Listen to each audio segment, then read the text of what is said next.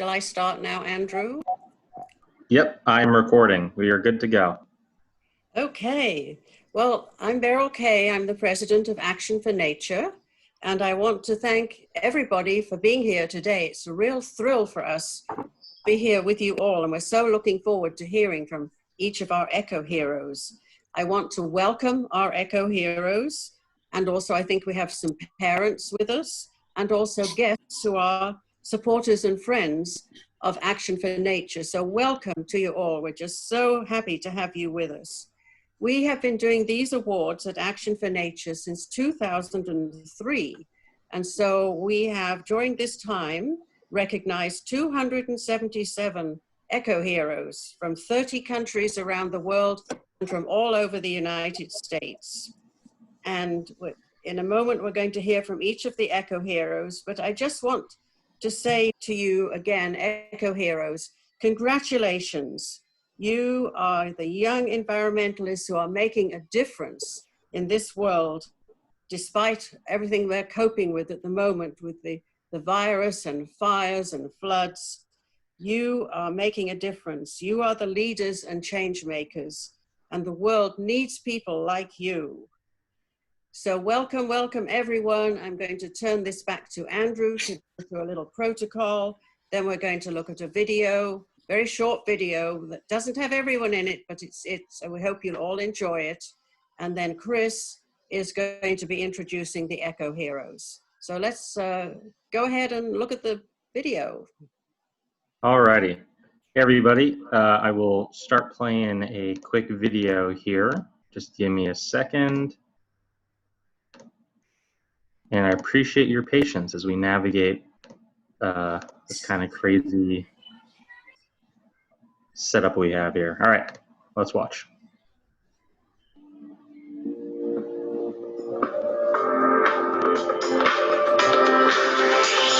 Aloha, I'm from Hawaii, and I'm the founder of a soon-to-be 501c3 organization, the Catalyst Club, which serves as an umbrella for the Love is a Bird Foundation, the Secret Santa Project Hawaii, and Promise to Our KP. The Plastics Project, we focus on ocean conservation, reducing the use of single-use plastics, and educating our keiki or youth here in Hawaii about caring for our environment. We also run kid-managed beach cleanups, and we partner up with several different organizations here in Hawaii that focus on environmental conservation. In 2019, we got a bill passed that basically says we would ban all single-use plastics by 2024. Our biggest goal is to encourage and engage our youth in caring for the environment. So I collect eco-bricks, which are filled with plastic from our homes and from our beaches, and I am using these eco-bricks to build a house for a homeless person. I also host zero waste to landfill beach cleanups, which means that at our beach cleanups, I try and make sure that as little waste as possible that we collect goes to landfill. We try and recycle and eco-rec as much waste as we can.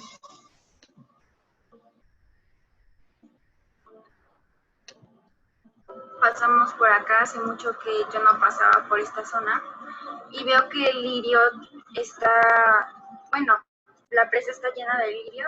Hice la petición en change.org para lograr que pusieran las cosechadoras en la presa y quitar el lirio.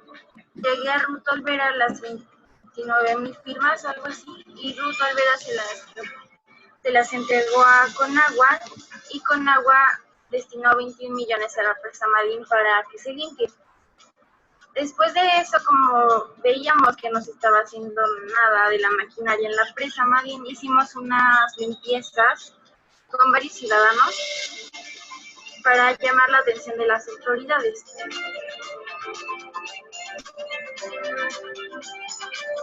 The fact that Montenegro has over 2,500 sunny hours was my inspiration to begin my project based on renewable energy sources.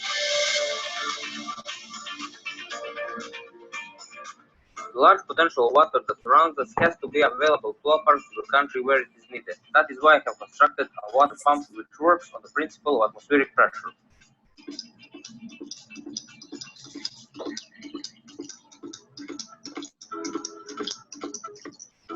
By this, I want to send a message that even small countries can give a big contribution in the fight against global warming, as well as properly using and preserving natural resources. Es muy importante que tomemos en cuenta la perspectiva infantil en la toma de decisiones de los adultos. Tokoku es un claro ejemplo que demuestra que desde la niñez podemos dejar el futuro hoy, que empodera alianzas para impulsar a niñas y niños y adolescentes emprendedores. In kindergarten, I learned that frogs all around the world are becoming extinct. People are cutting down their homes, and pollution and pesticides are making them sick. Frogs breathe and drink through their skin, so they are sensitive to their environment. Scientists say that frogs are indicator species. This means that frogs are telling us the world needs our help. And it made me sad to think some of the most colorful frogs will be gone forever. I am raising money to buy 244 acres of land in Africa. I was also inspired to work on our world's plastic pollution problem. We upcycle thousands of plastic bottles worldwide to bring awareness to the problem.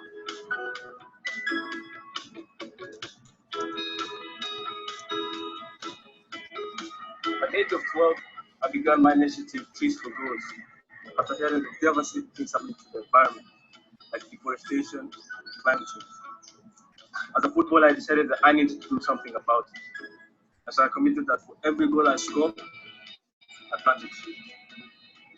As I went on, I learned more and more about the environment. I realized that we are damaging it more than I could have imagined. So I decided that I need to make more of an impact. I changed my commitment that for every goal I score, plant 11 trees. Since then, I've been able to involve my friends, my classmates, and my football team. I've been able to plant over 1,000 trees. My message to young people is, you're never too young to make a difference, and every little thing counts. At the age of 11, I started my electronic waste recycling campaign, and since then, I have been successful in creating awareness and recycling tons of e-waste from UAE. My appeal messages and videos, which I have created about recycling e-waste due to its harmful effects, have been shared by several corporates and schools, and since then, they have adopted a policy of e-waste recycling. The campaign continues to grow and gain momentum every year. I have also supported 700 girls in rural Maharashtra under my menstrual hygiene campaign, where I created awareness about the issue and provided them sanitary pads for the whole group. During this campaign, I realized that these girls have other problems, and they have to walk 4 to 5 kilometers every day, and they don't even have basic footwear. And so, with a mission to help them, I further decided to raise funds to be able to support 600 girls with brand new clothing. I founded Bring Butterflies Back to counter the decline of butterfly population, empower youth to help the environment. Teaching about butterflies since I was little, I recognized that most students don't know the essential role butterflies play in our ecosystems as pollinators of plants, as key food sources, and as indicators of healthy environment. Most also don't know that butterfly populations are being threatened due to population expansion, climate change, pesticide and herbicide use, and the plenty of non-native species. Seeking to change the situation, I created a large butterfly garden in my my school to immerse kindergartners to 12th graders in nature while supporting conservation efforts. Over the years, I've developed many tools to promote learning while fostering students' curiosity and environmental stewardship. With caterpillars and plants in hand, I give interactive presentations to different grades. I help cultivate the next generation of butterfly enthusiasts, different projects such as a native seed planting initiative that encourages young people to start a farm. I believe we can, together, make a difference on the future of butterflies, one plant at a time.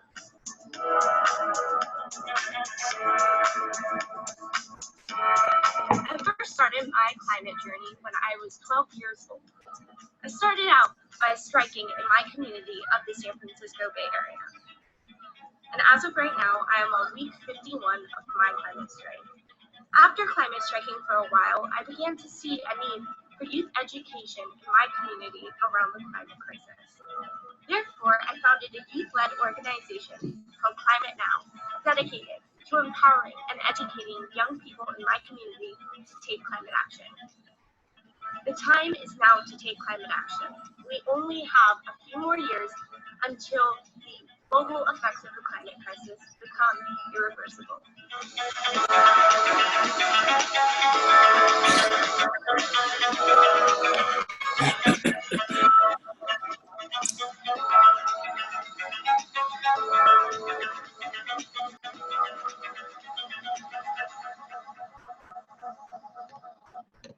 Great job, everybody.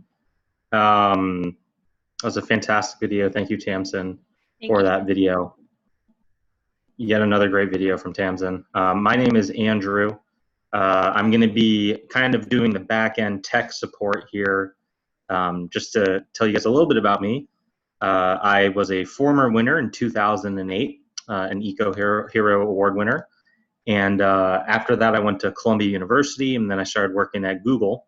And I since have joined the board of Action for Nature. So as a result, I am in charge of our tech support today based on my career background. So I'm really excited to be doing this. And just some etiquette things to make this go smoothly. Please be aware if your microphone is on or off. Honestly, oh, my video is not on, sorry. That's the first thing I should probably talk about is check if your video is on. Please turn on your video when you're talking. We'd love to see your face. If you feel comfortable showing your face, please do so. We'd love to see it. Secondly, check if your mic is muted or not. That's a big one.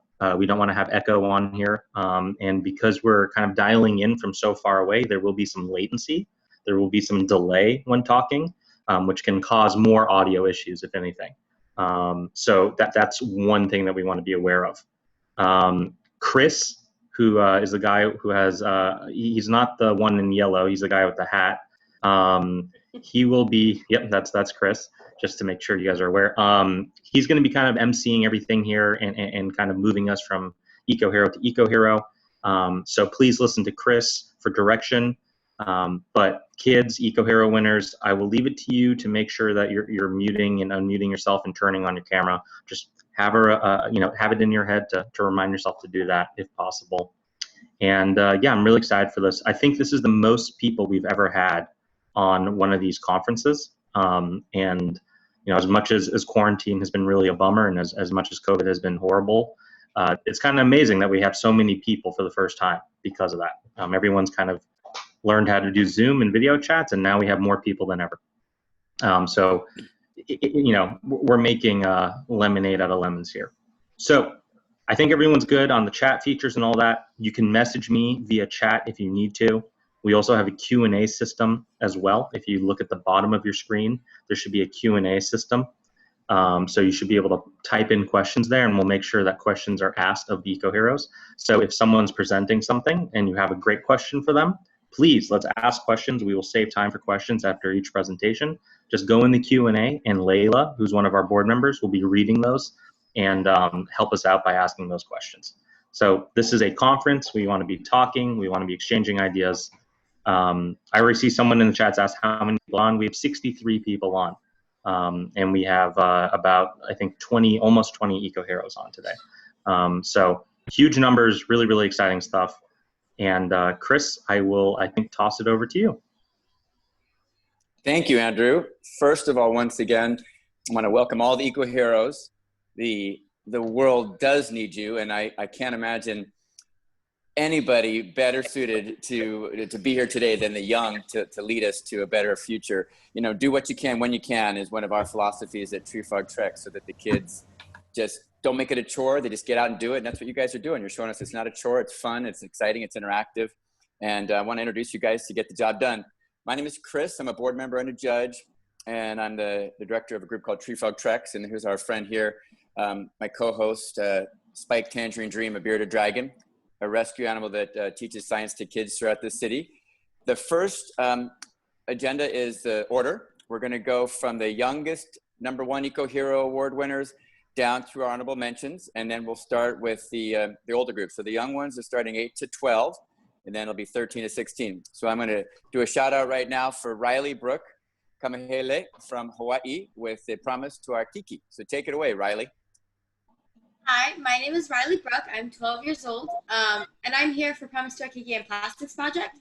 So for Promise to Our Keiki, we wrote and submitted a bill at my state capitol and city hall here in Hawaii about protecting our environment, educating tourists about protecting our environment and endangered species. I also have the hashtag Speak Up movement, which is my animal rehabilitation program. And the hashtag Speak Up movement also does a lot for our endangered animals and endemic species here in Hawaii. Like our monk seal, green sea turtles, those are our most popular things. But we also like to rescue our white terns and advocate for sharks, and once again, actively protect our green sea turtles and monk seals, as well as educating our visitors that come in here to Hawaii. And then I have the Plastics Project, which I started in 2016 when I was 8. We focus on ocean conservation and plastic pollution, and we annually do a youth-run cleanup. We usually do it on a beach, but I think this year, because of COVID, we're going to do it at one of our housing areas because beaches are currently banned. And we also like to involve and educate the kids here in Hawaii with an educational booth that we take to fairs all around Waikiki, which is like more of our city area where tourists are. We go to Waikiki Aquarium and street events as well as schools. Thank you. That is fantastic. Well, as you know, we're trying to be interactive. If you have any questions for Riley, bring them up. I'll start my first question. How do you balance so many extraordinary projects at once? You're so multifaceted. How do you do it? I will say I have an amazing momager, a mother/manager. She's awesome. She plans and helps me schedule everything. Yeah. Now, if you want to ask her a question, I guess chat would be a good way to do it. Right, Andrew, do you see, they got some shout outs from all the contestants and parents and stuff like that, but we are limited to just about a minute or two per person at this point, and then we can have kind of a collective ending. Is there any chat shout outs or any questions for Riley now? I have a question for Riley, if I can. Riley, yeah. What's next for you? What are you like excited about in 2021, 2022 and beyond? Like what's a big project or any goals that you have? Well, currently I am getting my board of directors ready. I'm filing for 501c3 for all of my nonprofits and organizations. And then I have been working very closely with Life 360, which partners with my organizations. And we go into the housings and we feed. So during COVID, I have been feeding and delivering food boxes to all of the housing. I think it's over 1,700 people every Friday here in Hawaii. That's amazing. Wonderful work, Riley. Aloha from the Big Island. It looks like we have one question in the chat. Riley, how old were you when you first took interest in the habitat and environment? When did this start, I guess? Well, growing up in Hawaii, I've always been very close to my environment. I grew up in the ocean. I was always running around everywhere. And when I found out that our oceans that I grew up in, was getting polluted with plastic, I think I first took interest in plastic pollution when I saw a green sea turtle with plastic wrapped around its neck. We helped it out, and I think that was around the age of 6. Yes. But I started my organizations when I was 8. Awesome. Let's do one more question, I think. Andres asked, how do you manage your time between your eco projects and school? Well, actually, I'm homeschooled, which helps out a lot with clearing out my schedule. So I'm not really, I don't really have to go to school on a scheduled thing. But I am homeschooled. I do school on my computer when I can. And yeah, I think that helps out a lot. Amazing. Yeah, fantastic. You're a perfect example of do what you can when you can, like changing it up to bring food to the individuals that were sheltered in place that were unable to get out. It's a great example that, we can take solace and hope in just our creative energy as people. We can do what we can when we can and make some very big successes. You'll hear from other eco heroes, just imagine each person doing one of their favorite things to help each other. The world will be in such a better place. We're going to transition now, Riley. Thank you very much, to some of our Spanish-speaking winners. And I wanted to introduce Tanya Chavez, who's going to help us with some possible translations. We've got Sofia Molino with COCOCU, an acronym for her organization about knowing and caring for the environment. Go ahead, Sofia. Es para ti ahorita. Tania, si me ayudas con la traducción, please. Con gusto. Bueno, hola, soy Sofía Molina y les quiero contar una historia. Hello, I am Sofia Molina and I want to tell you a story. Crecí viajando con mis padres a comunidades rurales e indígenas, donde veía que cada vez está más dañado nuestro planeta, como consecuencia de que las condiciones de vida de las personas no son buenas. I grew up traveling with my parents to rural and indigenous communities where I saw that our planet becomes increasingly damaged because people's living conditions are not good. I saw that it is important to support progress and help people achieve their dreams in harmony with nature.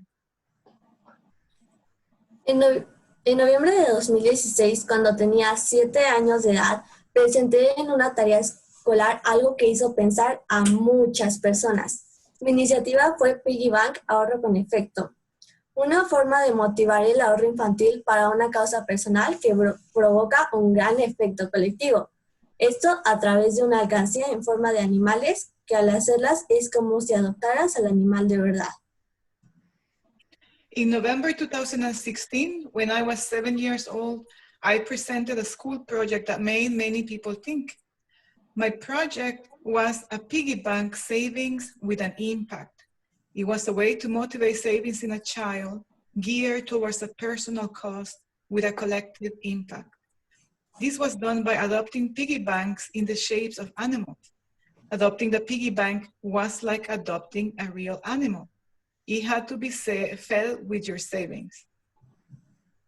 Pero esto no quedó ahí. En diciembre de 2016, y como evolución de mi iniciativa y para lograr mi meta, pensé en primero hacer evidente la situación, después aprender responsablemente y por último pasar a la acción. Esto se convirtió en un ciclo: concientizar, conocer y cuidar. COCOCU. The project did not stop there. In 2016, as an evolution of my initiative and to achieve the goal, I thought that I should first create awareness of the situation and then learn about it responsibly to finally take action. This became a cycle: rising awareness, learning, and caring. The acronym of this cycle in Spanish gives the name of COCOCU. Entonces, creé COCOCU como el programa que establece el modelo para que los efectos colectivos sean rápidamente realidad, tomando como el primer efecto colectivo salvar al jaguar y su hábitat en San Luis Potosí, México, al cual se han integrado para su uso sostenible más de 12,400 hectáreas, y actualmente estamos fortaleciendo a COCOCU la abeja, el chiviscoyo y los guardianes del agua.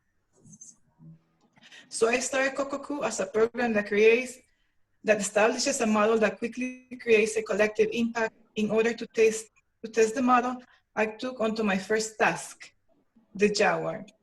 Currently, the model has created a project that has allocated more than 12,400 acres, and we are supporting 3 different COCOCUs. COCOCUs the bee, COCOCU Guardians of the Water, and COCOCU Chiviscoyo, which is a wild bird in danger of extinction.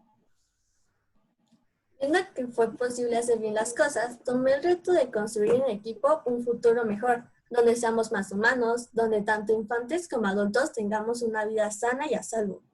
Un mundo mejor, menos contaminado, más respetuoso, amigable y seguro, donde se conviva en armonía con la naturaleza y todos podamos ser felices. And since I saw that things went well, I took on to creating a team to create a more responsible future, a more humane future, where children and adults can have a healthy, safer life, a less polluted world, more respectful, friendly, to live in harmony with nature, where we can all be happy. Para ello y para responder a las infancias, logré constituir a COCOCU-AC, ONG de la cual yo soy la presidenta, y por supuesto tiene 3 objetivos: concientizar a las personas sobre la importancia de la vida silvestre y su hábitat, conocer sobre el uso sostenible de los ecosistemas y cuidar al conservar y usar de manera sostenible los servicios ecosistémicos. So the organization became a non-profit of which I am the founder, and it has 3 objectives: raise people, teach people about the importance of wildlife and its habitat, know about sustainable uses of ecosystem, and take care when utilizing services that conserve and sustain the ecosystem.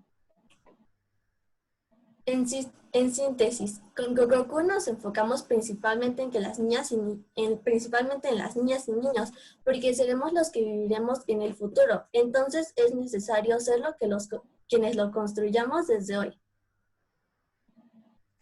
In Gogoku, we work with girls and boys to build the better version of the future in which we live in. We want more children to join us to create a network of Gogoku ambassadors that will help us raise awareness about the importance of caring the environment and their locality, share their culture and traditions, and become promoters of their own Gogoku.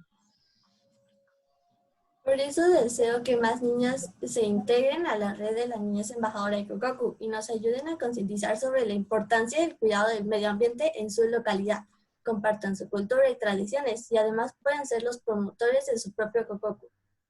Y bueno, todo lo anterior ha tenido gran impacto. Gogoku ha sido visualizado en mi país y en el mundo, logrando así que los niños seamos escuchados y demostrando que tenemos iniciativas para cambiar nuestro presente y mejorar nuestro futuro. In Gogoku, we want more kids to join us so that they can become ambassadors of their own projects. The Gogoku has achieved visibility in my country, and it has allowed for kids to be heard and show that they can have initiatives that can change our present and improve our future.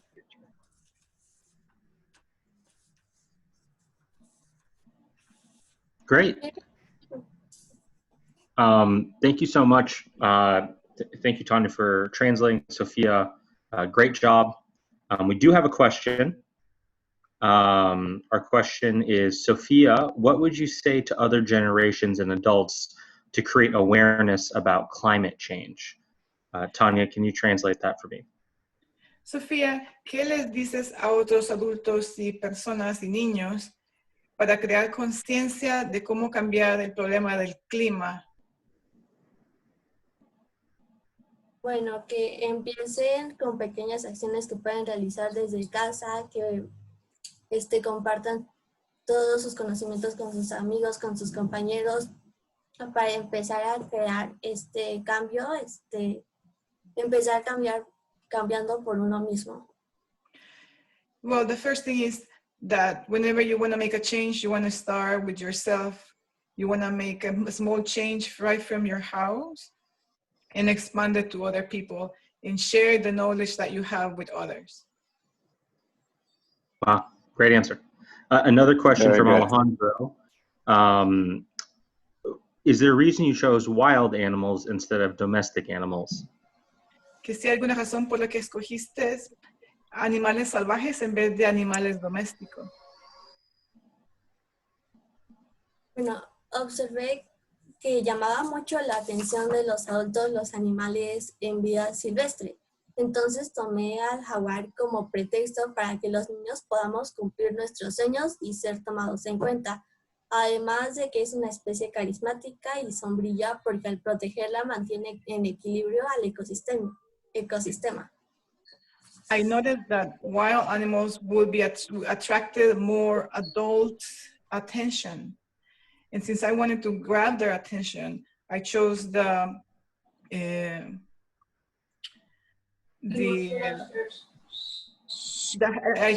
jaguar so that I could get their attention. And also the jaguar plays a very important role. It is considered an umbrella animal. Because of its survival, so many other species also survive.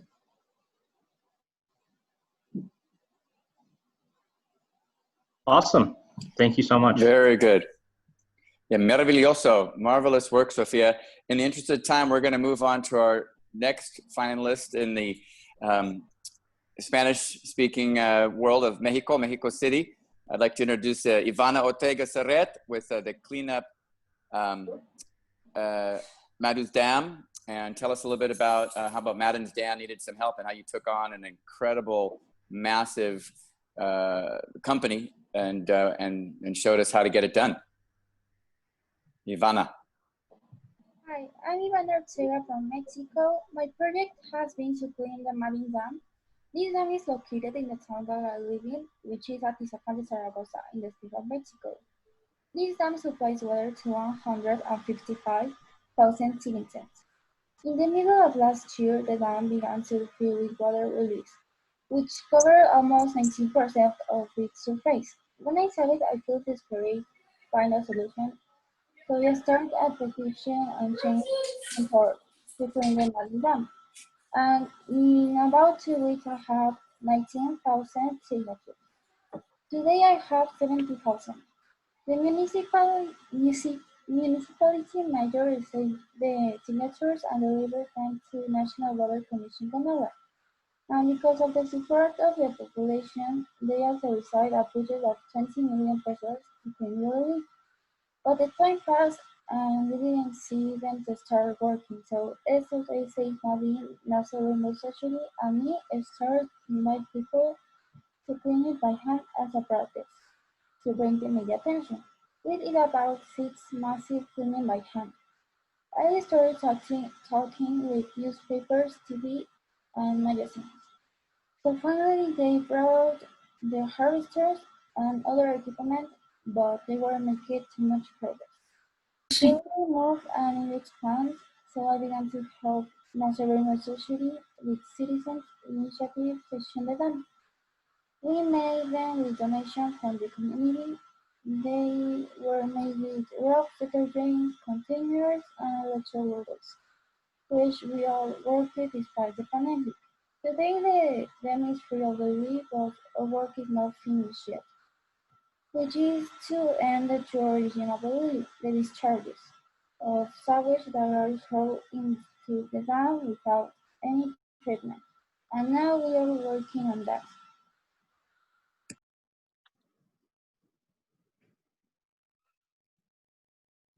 That was amazing. I can't believe that you were able to take on that entire garbage company, dam company, mayor company to get all that done. I mean, that just goes to show you one child catalyzing an extraordinary event from herons to pollution back to herons. That requires a lot of focus, stamina, and follow through. We're so proud and excited to meet you. What got you started just to say, we're going to do this? What was your first moment when you said we have to get this done and remove this pollution from the dam? La primera cosa. Well, I was passing and then I see the lily that covered almost all the dam, and I feel so sad. So when I go to my home, I arrived to my home, I start the petition, and that was the first, my first moment, I don't know. That's fantastic. Yeah, I know what you mean. The lilies grow so fast, muy rápido, and they can take over. And in the blink of an eye, you went to a place that was clear blue water, and you come back, and it's just completely covered and no oxygen. Do any other panelists? I give you a minute to send a chat question that Andrew and I can read out before we move on. These projects are so powerful, but we just have so many people we want to get to. We don't have a lot of time to delve deeply right now.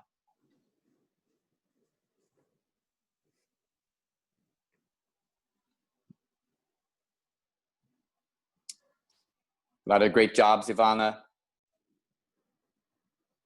All right, without further ado, muchas gracias. Did you find any challenges during the process? So I'm sure you did. ¿Cuál es la más difícil para ejecutar su misión? What was the most difficult to execute your mission? Well, the authorities was so difficult because they don't want to. Nawa doesn't want to put the machines in the dam, and also the pressure, because the pressure, because I have anxiety or things like that. And well, that's so difficult, and I think it's bad. Yeah, that makes sense. So if you didn't hear, Conagua is the name of the big company that was responsible for the dam, and it was hard for them to get their machines in the water to clean it up. And she said, you got to get them in there. I know you did it by hand at first. She said, okay, you're not going to put in these big machines. We're going to do it by hand and just get the process started. And so they basically, if you see kids pulling out the water lilies, you know, you better get your act together, because if they can do it, then you got to do it. So felicidades, very, very good. Muy bien. I'm going to move on to the next person. Gracias. And this next gentleman, Justin Sather, for the love of frogs, is very close to our heart, and our friend Carrie Krieger at Save the Frogs. And I brought a little friend here to introduce you to. Hello, Justin. This is our friend, the fire-bellied toad, who's saying, buenos dias, good morning, and happy Frog Day, Save the Frog Day in April. Go ahead, Justin, tell us about all the extraordinary things you're doing with plastic pollution and saving the frogs. We're super psyched to meet you. Hi, my name is Justin. I am 9 years old, and I live in Los Angeles, California. My favorite animal is frogs. In kindergarten, I learned frogs all around the world are becoming extinct. People are cutting down their homes, and pollution and pesticides are making them sick. Frogs breathe and drink through their skin, so they're sensitive to the environment. Scientists say frogs are indicator species. This means the frogs are telling us the world needs our help. Frogs have been around for thousands of years. It made me sad to think that some of the rarest and colorfulest frogs will be gone forever. My mom read me a book called What Do You Do with an Idea, and it inspired me to make a change. I started cleaning up the wetlands. Now I have a goal to protect 30% of the planet by 2030. I'm raising up money with my Reserve Youth Council to buy 244 acres of land in Ecuador. This will be home to thousands of frogs and other endangered plants and animals. I also was inspired by Dr. Jane Goodall to work on the world's plastic pollution problem. I started the parallel projects with my pen pal, Paris, in Cameroon. I wanted to help him clean up all the plastic bottles littered in his town. Together we are turning trash into treasures. We upcycle thousands of bottles to bring awareness. We make flower planters a boat and learned to melt plastic into bowls. Now we're teaching people to use less plastic. We had a water bottle project. We made 100 water bottles with my class in Los Angeles and a class with Paris in Cameroon. The students drew their favorite animals on the bottles. They drew turtles, elephants, monkeys, and more. I want to help the planet all for my love of frogs. That is a far-reaching goal. Frogs to plastics to Cameroon, Africa, to meeting Jane Goodall, one of the heroes of the world, of course, the chimpanzee specialist and animal behaviorist that's got roots and shoots, and really a colleague and a supporter of all things that kids do to help the environment. And, you know, speaking of Jane Goodall, of course, one of her main mantras is that she has hope because of the ingenuity of children, because of actually the internet and sharing ideas quickly and efficiently, and social media like we're doing right now, and then just in the resiliency of nature. And so, as you know, even if things look terrible out there, you can bring them back, just like the dam and planting trees in Africa, which we'll find out soon enough. Any questions for Justin, who's a young man taking on frog pollution to plastic pollution and finding solutions to the pollution?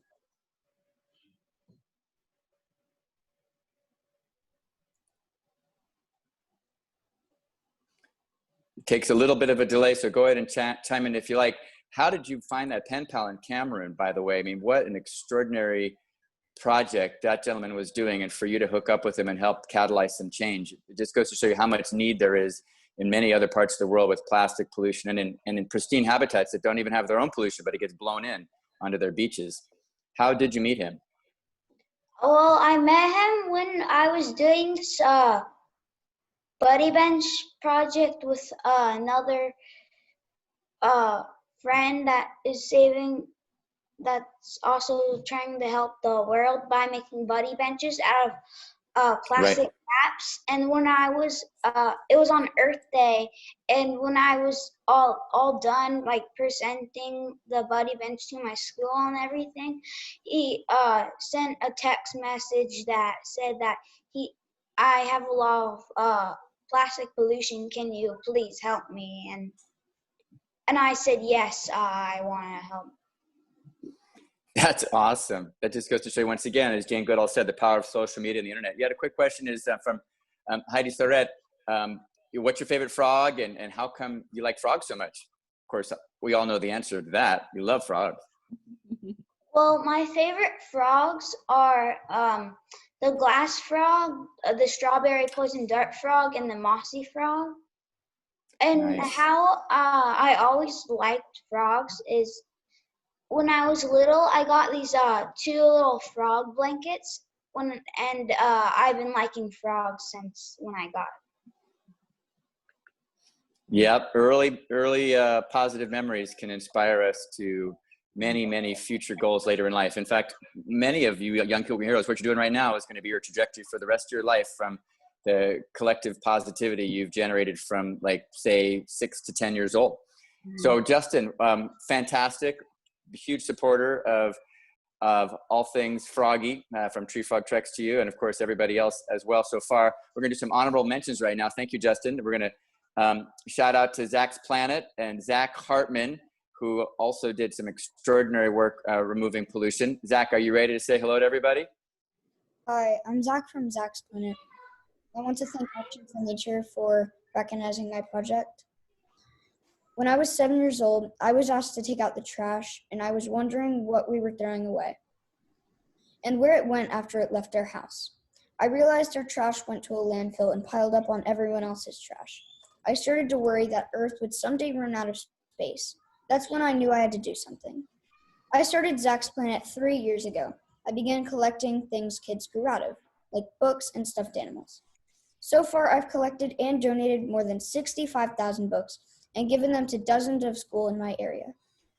And I've also given books to Little Free Libraries, all 50 states. I know books have helped at least 15,000 kids. I've also collected and upcycled 3,000 used stuffed animals and given them to animal shelters across the country. I've estimated that by encouraging people to share instead of throwing away reusable items, I've helped keep 40,000 pounds of trash from piling up in landfills. By sharing, I know I've saved over 2,600 trees in the process. My message to everyone is simple. Take a look at what's in your trash. Think about sharing instead of tossing something out. Every small act of kindness can make a big impact on the environment. We all need to pitch in and be kind to the planet. After all, it's not just Zach's planet, it belongs to all of us. Well said, well said. You got a shout out, so impressive. It's very amazing how many years you've dedicated to this. And I agree. I mean, let's get these books in people's hands that need them. And the stuffed animal thing is a real challenge. You know, we have this consumer culture where we see one cool, baby boo and we want the next one and the next one. And what do we do with all the other ones that we've had? And it's important to recognize that we have to have some reuse, reduce, recycle mentality. Any questions for Zach and how he expanded his project or got into it, or suggestions? Go ahead.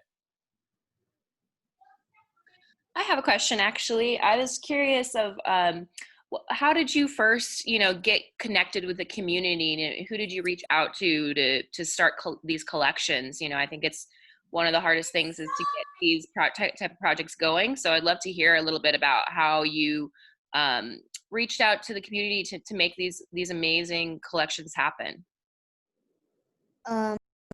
So my brother actually has a project called Read Repeat.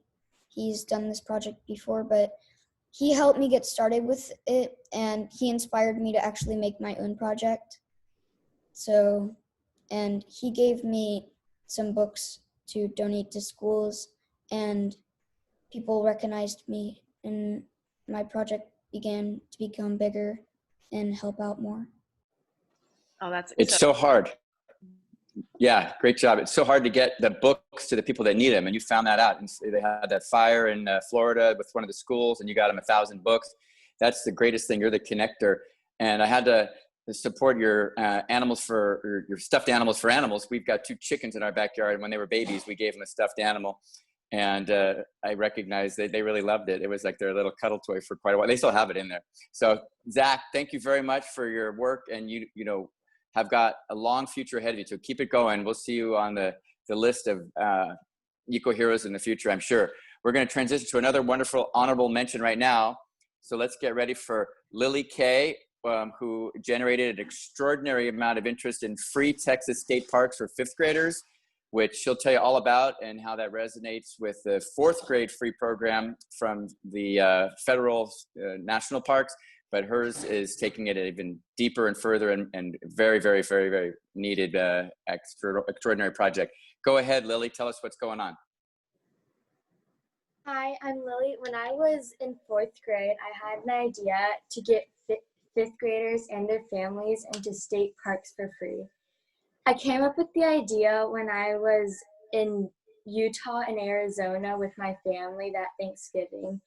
We were visiting national parks through the Every Kid Outdoors program, and whenever we were in the car somewhere between Utah and Arizona, I asked my mom and dad what age I had to be whenever I could get into state parks for free, and they told me there was no law that had information like that. And so I wrote to my state representative, Morgan Meyer, and asked him to introduce a bill in the next legislative session that had that and that would do that. And he said yes. And so I went to testify in front of the House Cultural Recreation and Tourism Committee in Austin, and then again in the Senate Water and Rural Affairs Committee, where Senator Paxton supported the bill. It almost died on the Senate floor, but then Senator Paxton quickly stepped in and she added it as an amendment to a bill that was passing by, and it eventually was signed into law by Governor Greg Abbott in June of 2019. Ultimately, the bill codified an existing Texas state park rule, but my goal is to have the and families added into law in the future and make it a law in all of our 50 states. I really want kids to be able to explore the outdoors without having to worry about paying. And if kids understand and appreciate the outdoors at a young age, it kind of sticks with you and then they'll want to take care of it. Thank you. Wonderful. Oh, Chris, you're on mute. Yeah. Fantastic, thank you. I'm trying to keep my kids from entertaining you guys as well. I got 3 of them behind me. Yeah, let's get some questions for you because you've taken on the government of Texas, one of the largest states in the union. Unbelievable. I mean, let's just put it into perspective. Getting anybody to even talk to a kid sometimes is discouragingly hard, and you got the government to listen to create change. So that is huge. And one of the things that we all know is that you get kind of disgruntled doing your own little thing, but if you can create political change and the political will to make some of these things happen for the future, then that is really digging in, and that's where we need to be. So any questions for Lily on just the stamina and courage and confidence it took to get it done? Smiling face goes a long way with a very strong mission, of course, and so I'm sure that that was welcome. And let's see if there's any other questions on the chat boxes right now. Go ahead.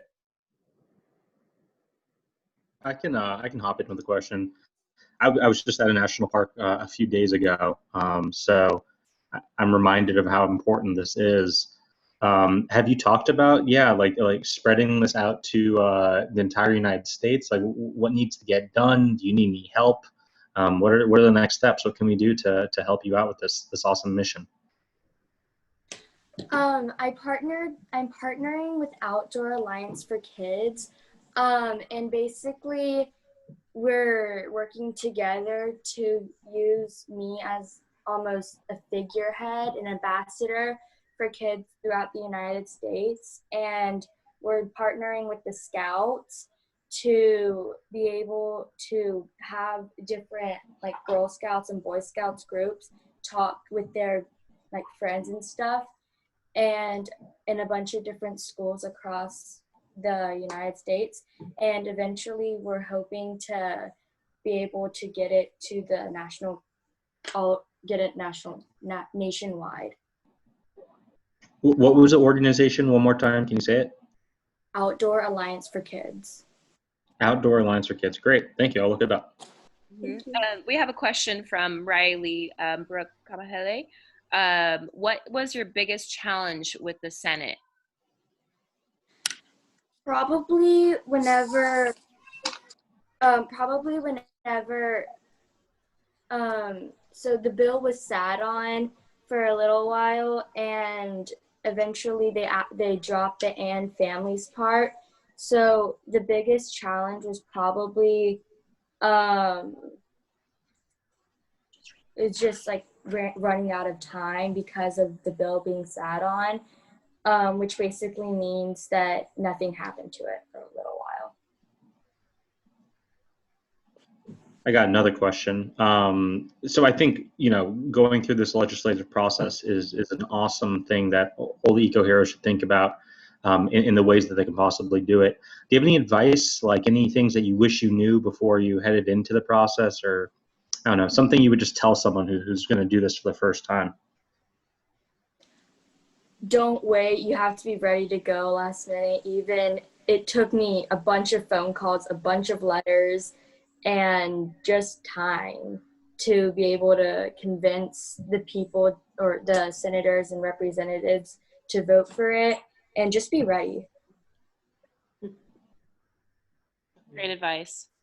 Thank Great. you so much, Lily. Really impressive.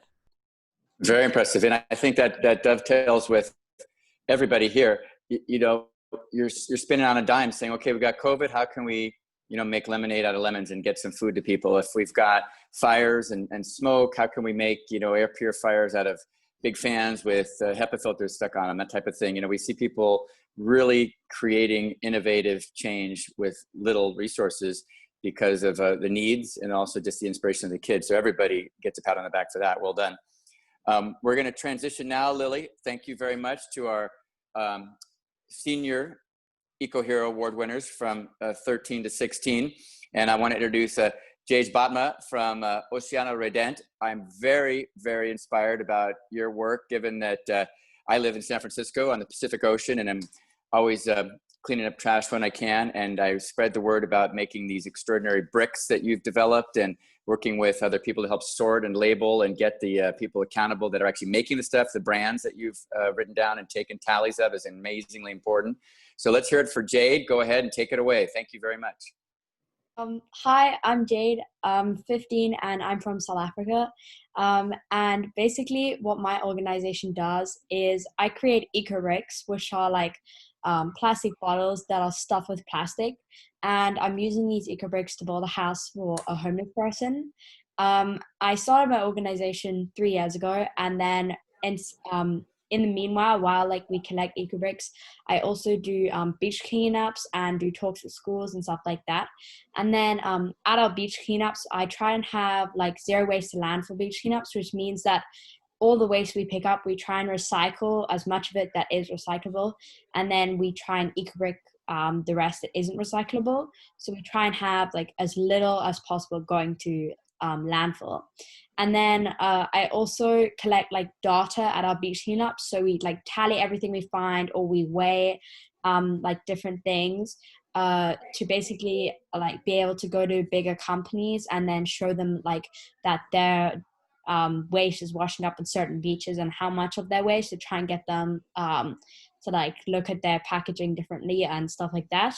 And then for our house that we're making for someone in need out of eco bricks, right now we're in the firing process, which basically means, well, it's stopped right now because of COVID, but we're going to carry on hopefully next year. But basically we're taking eco bricks and then we're using different materials like clay and cement and different materials, and we're making structures and then burning them and seeing which material can like last longest. And we're doing this with the university in Cape Town, which is where I live in South Africa. And then whatever material lasts the longest, then we have to go to the government and get them to allow eco bricks to be used to build with.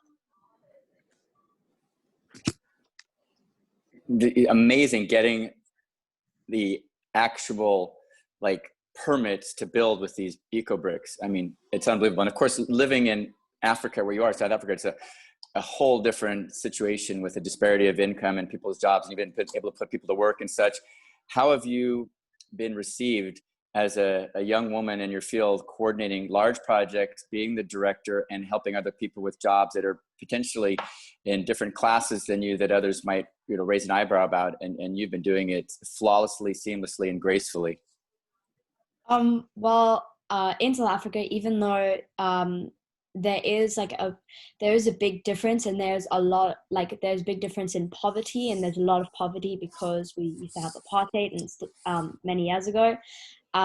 Even though there is a big difference, like there's a big poverty gap, South Africans are very like warm and welcoming. And so I think when I was like trying to help, showing that I help, then the community like welcomes you in, because I'm like not trying to do anything wrong. I'm just trying to help. And so it's really nice also, because then I get to like communicate and like talk to the little children there, and like I get to hear like their ideas and stuff like that. Well said. I would like to see these eco bricks spread across the world. As you know, we've got hundreds of thousands of pounds of waste of plastic being generated. You know, all the plastic that's ever been made, we still have with us. The last just dozen years or so, we've made more plastic than we've ever made in the history of all plastic. So it's doubled. It's projected to be even more. Can you give us any insight into how we might be able to make these bricks and or get them to be useful in our communities? So an eco-brick is actually really, really easy to make. So all you do is you can take any bottle. So it can be a milk bottle, or it can be like any bottle that you get like a cool drink from. Just has to be like a plastic bottle. And then you just collect like your plastic that you use in your house. So every day-to-day plastic, like wraps of food or chip packets or anything like that. And then you put it into a clear bottle and you stuff it down, and you can use the back of a wooden spoon or a stick or something like that to stuff it down. And then in the area that you live in, most areas actually around the world do collect eco-bricks. And so in the area you live in, you can just go online and like type in like, I don't know, eco-brick collection places wherever you live. And a place would come up and you can drop them off there, where they'll be used for building schools or homes or something like that.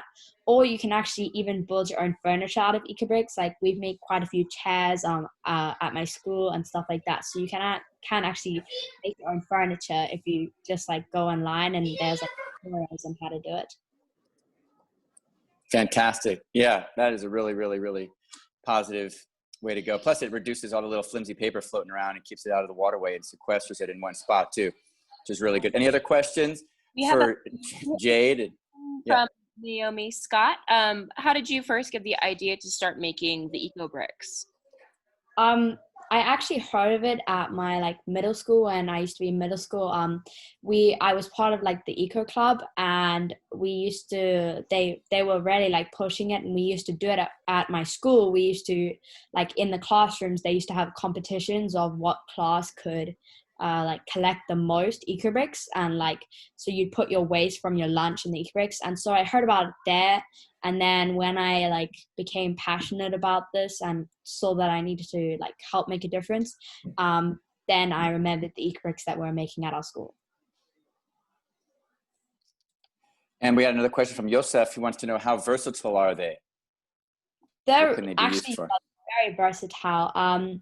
They can be used from anything from like benches and seats and chairs to like the walls of houses and schools and that. And the great thing is when you're building a house or something, they're used as like the installation, and so in summer they can keep the house like warm, and and in winter they can keep the house warm. Got it. Very, very, very timely situation here with plastics. There's a great show, great documentary called The Plastic Ocean, which I'm sure you've seen or heard about, just dealing with how to remove and change and upgrade plastics. And then the one that inspired you, I believe, was one Chasing Corals. Yeah. Another really good one about the changes in our global environment and how it's affecting corals. Any last words you want to leave us with right now? Our number one winner for the 13 to 16-year-olds, Jade. I think maybe that I'm super grateful that there's loads of like people, like young people, especially on this call, that are doing such amazing things. And I just want to say, well done, because your guys' projects all sound super cool. Well, the ones that I've heard so far. And I just want to say, like, well done and thanks for helping make a difference.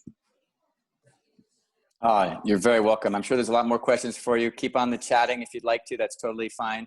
We're going to transition over now to an Innovator Award, which we just developed this year based on the reality that we have technology, environment, and water conservation all in one here with Adarsh Ambati.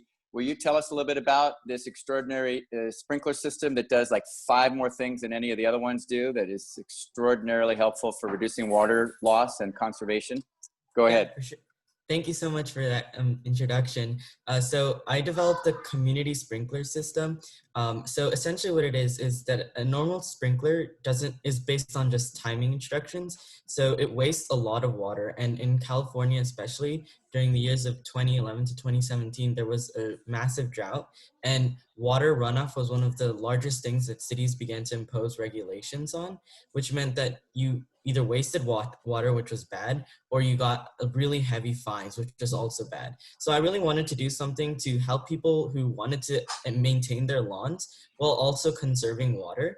So I developed a smart community sprinkler system. So essentially how it works is it's a smart system because it combines weather-based irrigation controller. So it looks for the forecast weather information. So if it's raining in the next 2 days, it's not going to water.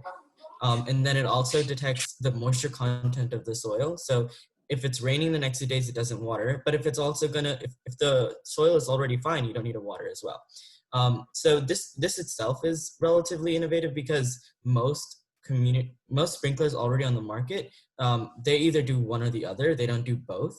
So I saw that as a problem. So I try to combine both aspects. And then the next aspect is that it's community based. So it determines how long or a percentage of how much you should water your lawns. And it then tweets that information out to the community. So everyone in your community can access how much water you should water your lawns. So that way, when you wake up in the morning, you don't have to like check whether or not you should water your lawns or turn on your sprinkler. You just have to subscribe to the Twitter feed and it can automatically save you water like that. Additionally, I did a pilot study with this, and I found that I could save like $2.5 million from water savings with 12,000 homes, which equated to about 30 million gallons per month of water. So this is the community sprinkler project. Additionally, I've also worked on, I'm also the founder of Grow STEMS initiative, which is basically environmental activism through education, where we promote like STEM education for all, as well as climate change awareness. So we have taught over 100 plus classes, raised over $4,000 through the sale of second favors, and passed over 300 environmental care cards. Yeah. Extraordinary. Well, people want to know where to get one of these right away. I know that you're in the process of expanding. Can you tell us a little bit about how they may be found or utilized, or how can somebody make one type of thing? Yeah, so right now I'm actually working with a water district. It's a small community of 50 homes, which is exactly where I think it could have the biggest impact because it's community based. So I imagine like a scenario in which one prototype can serve a group of 50 homes, and if we can strategically place it in various areas within a large community, we can save like 30 million gallons, as you can see here, which is quite a lot of water that would otherwise have been wasted. So yeah, I'm trying to continue that pilot study with a district in my area right now. It's called the Lake Canyon Water District. And my goal is that eventually it'll be able to move into larger cities and larger districts as well. So after this pilot, then you might be able to have somebody help you disseminate the information and the product to the rest of the public. I mean, tomorrow, if I had a lawn, I would buy one and put it in. You know, I'm in California, I have dirt and chickens, but that's the kind of thing. So you know what I'm talking about. So people are going to want this. So get ready, put it out there. Well done. I'm sure there's more questions for you, but we're running a little behind. I'm going to move forward. Congratulations on our first Innovator Award winner, Adar Shambati. Very, very impressed. We're going to move on to another impressive use of physics and innovation. Lazar Dukovic from Budva, Montenegro. I had to look up where that was. I'm so delighted to meet you and talk to you about your renewable energy project and the RAM filter and the closeness that you feel with your community and your grandparents and helping them out with sustainable energy from solar to water. Water is going to be our most important resource. It is already, but it's going to be even more important. So well done on everybody's account, understanding how to preserve and conserve and use water sparingly and usefully. Lazar, take it away from your neighborhood. Okay, first I would like to congratulate to all winners, and my name is Lazar. I'm 16 years old. I go to high school Danilo Kishin Budva, and my project is based on renewable energy or solar power, and my construction of the water pump. I am part of the local youth club, and of which I am a volunteer, and I am also the president of the school council in my school. Yes, I have done many presentations of my work in other schools and my school as well. And some of my projects I have shown to the Minister of Science of my country. And I also am a very active participant of my community, and this COVID crisis was actually a bit helpful to me to work on some projects that I otherwise wouldn't have time to do. So, yeah. How about how you funded it? That was extraordinary. Right off the pavement, you were selling things. I won't take your thunder. Tell everybody about it. Yeah, I was making souvenirs and trying to raise some money. The souvenirs were actually very nice, and I have received some positive feedback. And I have thought of expanding that business, but that's something I may try in the future, because they were all unique little figurines all made out of stone. And what was so special is that every one was unique and there weren't two of the same. And I thought it was a great thing. You're like, oh, shoot, I need like $350 to get some of this stuff. I'll go sell souvenirs and make money myself. Just like a lot of you have done, artists drawing pictures and postcards and selling buttons and magnets and T-shirts and socks. It's just like nothing can stop you if you put your creative mind to it. I think it's great. Lazar, does anybody have any questions for Laser right now out there in the world? Yeah, feel free to ask questions.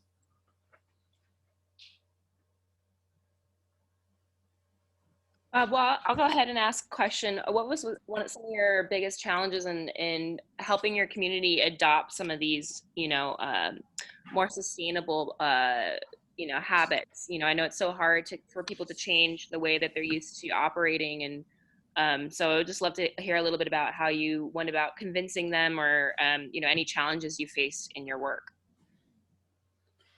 Yes, first to answer the first question, it wasn't particularly hard to change the way people in the village had electricity, because before they had to use gas generators, which used up a lot of fuel, and that was very inconvenient for them. And when I explained to them my project of solar energy, they didn't believe it. They thought it was too good to be true, that something like that could work.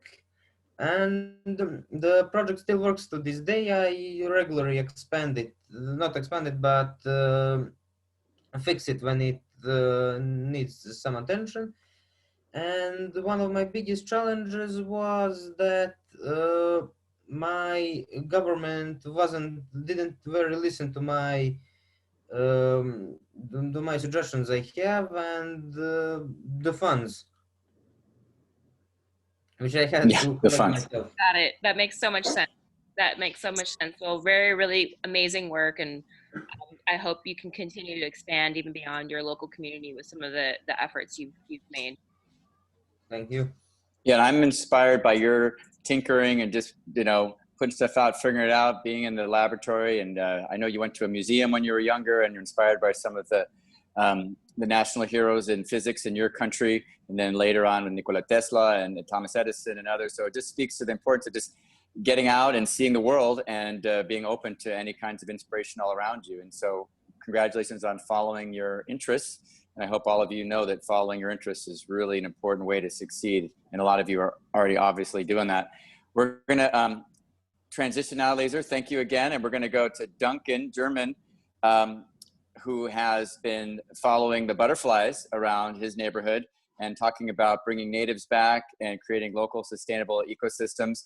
One of the things that we know is going to be the key to success in global warming is having resilient, strong, healthy habitat to take on the brunt of quick changes with climate. So Duncan, go ahead and take it away. Hi, my name is Duncan German, and I live in South Florida.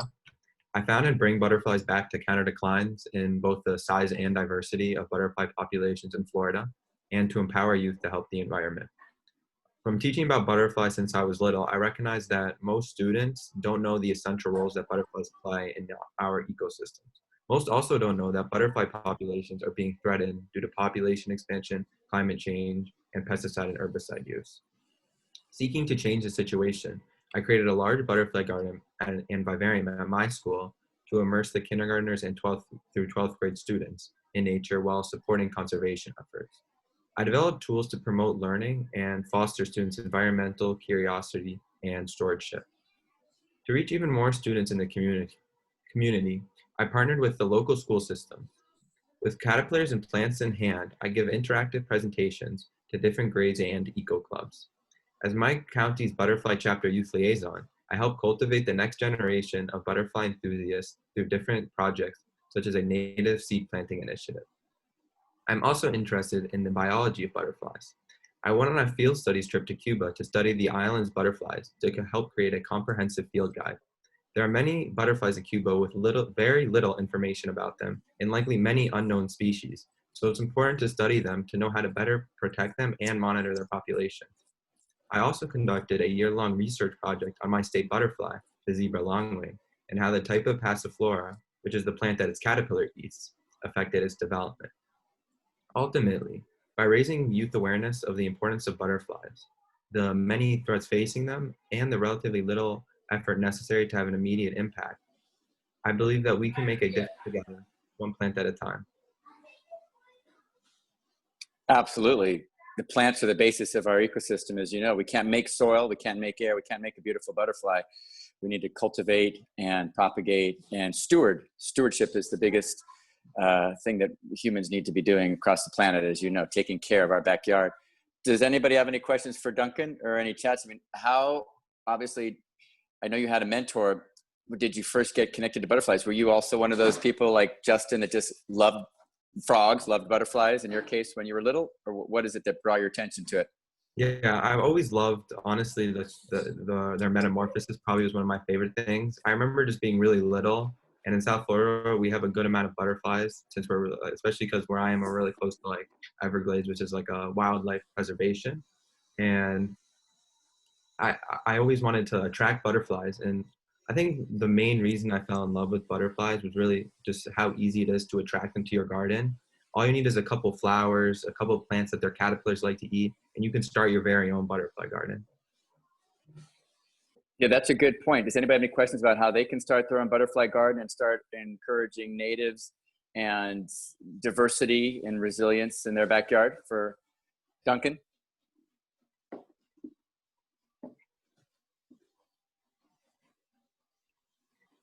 Maybe Duncan, Yeah, you could speak to the importance of. we have one question in the chat saying, can you share with us, Duncan, what flowers? Oh yeah, sure. So depending on your area, there's definitely going to be different types of flowers, obviously. But the most important nectar sources for them are either like really large flowers, so like something in like maybe like the sunflower family, or like flowers that have a bunch of really tiny flowers with like a bunch in like different like clusters. I'm bringing I have a friend here to go ahead. I was gonna say, I have a question for you. So, in California, we have monarch butterflies, one of the most awesome butterflies there are, and they're struggling right now, based on everything I've heard. I'm trying to get my company, Google, to plant some butterfly-friendly flowers, but it doesn't really seem to get. I don't know. I'm not maybe phrasing it right. I'm not getting a lot of traction. Do you have any experience talking to like large organizations or businesses or governments, and how do you usually approach them when you try and get them to plant some of these butterfly friendly plants? Yeah, so definitely. I actually use the monarch butterfly sometimes as my example. So one of the challenges that I have when talking to different like companies, organizations, is that it's very hard for them to see the big picture because, I bring up the monarch butterfly because, oh, how are butterflies declining? I just saw a monarch butterfly the other day, right? But you don't really see the large scale decline. You don't realize how, you're seeing less and less butterflies over time unless you're really carefully observing them. And one of the most important things that when you're talking to these different organizations and trying to, bring them in to create different types of gardens is to let them know that you want these butterflies to be around because without them, they're like the frogs, like, I don't remember whose project it was, but they're an indicator species. And also that they prop up these different ecosystems. And without them, things like bird species and everything that relies on the bird species, the things that, such as like dragonflies, even frogs that eat butterflies, they'll all start to very quickly collapse. Absolutely. Here's a few more questions I want to read out before we run out of time. From Vincent, how are butterflies being reared and transported? Is there any way you can actually make money with butterflies to help the butterflies? And then Lily, which butterflies are the easiest to make butterfly gardens with? Yeah, so in order to raise money for a lot of the projects, I will plant a lot of seeds in my backyard and as well as with some of my club members at my school. We'll plant them in little pots and then water them until they get big enough, like different nectar plants and host plants for the butterflies, and then we'll actually sell them to raise funds. And as far as the easiest butterflies to take to your garden with, I don't know, depending on where you are, it obviously matters, but if you're in the US, probably the most widespread butterfly is the monarch butterfly, and all you need for the monarch butterfly is just a couple milkweed plants. Fantastic. Well, a good example of wildlife habitat that you can make in a small package, just like the National Wildlife Federation having eco habitats in your backyard for birds or water supplies for frogs and things of that sort.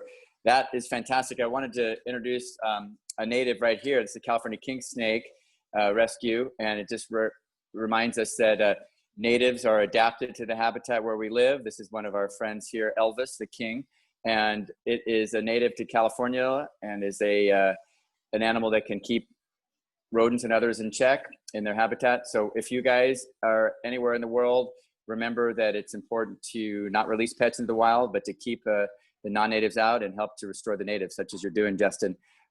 Well done. We're going to move on to another, or Duncan, sorry, another Eco Hero winner. Thank you again. Our second place winner, Duncan German. Well done. Bring back the butterflies. We're going to move on to our third place winner with the older kids, Sarah Goody, right now for climate. Now, if she's here, but I don't think she's necessarily here yet. She was saying 11:15, 11:30. Does anybody know on the panel? Sarah's here, but we also have license, so I think he'll go now, and then we'll have Sarah. Okay. Yeah, sure. I'm here. Good. Let me introduce Lyson then. Lyson, I'm blown away by your work, Trees for Goals, and your public speaking skills on your video. We're like, you could be a talk show host on the Tonight Show. So calm, cool, and collected and direct. So help me pronounce your name. Lyson Mutanake from Nairobi, Kenya. Take it away. Thank you for the introduction. That was special. I'd like to first say congratulations to all the winners in the competition, and everyone's doing amazing things. So my project is called Trees for Goals, and I'm a sporty person and I also love the outdoor. So at the age of 12, I decided that I needed to do something after hearing the problems of climate change and deforestation that are happening in the world. And I first mentioned it to my mom, and I was like, you know, what can I do as a person to help the environment, because I love it so much. And she said, whatever little thing you can do would help. And that's what really kicked it off for me. And so since I was playing football at the time, I decided that for every goal I score in football, I plant one tree. And that's where the journey began at first. So as I went on, I learned more and more about like the environment and deforestation and plastic pollution, everything that goes around environmental issues. I was also able to get myself into different places where I can learn more about it, like MSMUN and other debates and awards. So I also learned what other people are doing. Um, and I realized that the challenges we are facing are so much bigger than I had imagined. And so I needed to make more of an impact. And so I changed my commitment that for every goal I score, I plant 11 trees. I then also 11. decided to, yeah, 11. Actually, the reason I picked 11 is because in the field, we are 11 players. And so if I score the goal or my friend scores the goal, we all like contributed to making that goal happen. And so each, the tree represents a player. Yeah, you see that. So now, I also decided to involve a lot of my friends and my football club. So also they joined me in the journey of Trees for Goals, and so now I'm like in partnership with my school football team, my football club team, and then also some of my friends ask me a lot, like, is Trees for Goals only for football? And I tell them, no, of course, if you had passion for another sport, you can join the Trees for Goals movement. And so I was able to start it with my friends in the basketball team and the rugby team. So now there's Trees for Goals. They call it Hoops for Trees for basketball and Trees for Goals for rugby. Yeah. So I've been trying, as Trees for Goals, I've been trying to involve many different people, like different schools and clubs, because I learned one thing, that everybody is actually interested in like the environment, especially when I introduced it to my football club. I was able to plant 600 trees with them in one of the forests in my country. And some of them had never planted a tree before, and also didn't know about the problems like climate change and plastic pollution. So it was a learning environment for them, which is the same thing that happened to me, and which is the same reason I'm here now, still going on and carrying the Trees for Goals movement. So yeah, it's, for me, I've been planning on really reaching out to different schools and clubs. I actually started, I reached out to an academy in South Africa. It's called Lily. And I know there's a South African here. I think she's called Lily. So if you know the school, just know they're also going to start Trees for Goals there. But basically, in general, my main goal for me I would say is to start Trees for Goals in the FIFA organization for football. And so I would like to, like, in different leagues, like the Premier League, La Liga, and Serie A, would to start Trees for Goals there. And so, like, at the number of goals they score in the Premier League or in another league, they plant those number of trees. And I think that would be a great thing. And also, it will also influence the fans, the millions of fans, because football is literally played everywhere, and the coaches and the players. And I just think it'd be a beautiful thing if that was possible. Yeah. Yeah, that's huge staying power. So that was Jade Bothma from South Africa, and other people have chimed in, like planting Christmas trees that are maybe living, like Norfolk Island pines and stuff, and other places. But I want to open up to questions, because people are so interested in what you're doing, and it has such sticking power. Imagine if the millions upon millions of dollars behind soccer could just get each one of those billionaire players to plant trees, right? And of course, planting trees, as you were inspired by your conservationists in Africa. That's it. Thank you for pronouncing that as well for me. Very key to success for climate change. If we could plant, like Jane Goodall, 1trilliontrees.org, if we could all plant a tree, that would help sequester carbon. Amazingly important for global climate change. Get some questions to Layson if you have them that I haven't already touched on yet.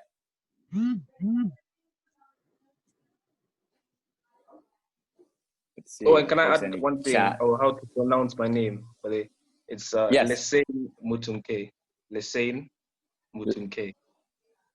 Lesen Mutonke. Yeah. Very well said. I think that it speaks to the need to have cross over from the typical environmental type club to Yeah. the sport club, to the cooking club, to the automotive club. We're all in this together. And, you know, everybody wanted to do something and you became the catalyst for them to do something, which is so impressive and inspiring for everybody. And they didn't even know how. And some of them didn't know about climate change and plastic pollution. Really, they were, you know, they want to score goals. They're doing push-ups and sit-ups and running like mad every day, right? Eating as many carbs as they can. So you're inspiring them to think in a way to put their energy forward, and it makes them feel good. And I bet you've scored quite a few goals thinking that's going to be another tree planted, right? Yeah, of course. You know, me, I'm like one of the best strikers in my football club. Well, Because yeah, you I got the scored power of the tree uplifting behind you. goals. Yeah. We have one question from Sarah Goody. Is there any specific trees that you primarily plant? So at home, I try my best to focus on indigenous trees, meaning trees that are from my homeland, because mainly they grow well here, and then they allow undergrowth. Undergrowth is like the shrubs and different plants to grow under them, because if we plant some exotic trees, the trees don't really allow that to happen, so it just becomes a weird environment. But with indigenous trees, it really helps for a forest to happen and for other animals to live in that habitat. So I focus on indigenous trees and also fruit trees, because I plant with like, since I partnered with some schools, I plant with them, and then the idea is like they bear from the fruits tree because they planted it and they took care of it. And yeah, so to answer your question, I plant indigenous trees. We have a question. How do you take care of them? Part of it may be the permaculture of planting indigenous trees, but how do you steward the tree? Of course, a tree that's taken care of does much better than a tree that's just planted and left.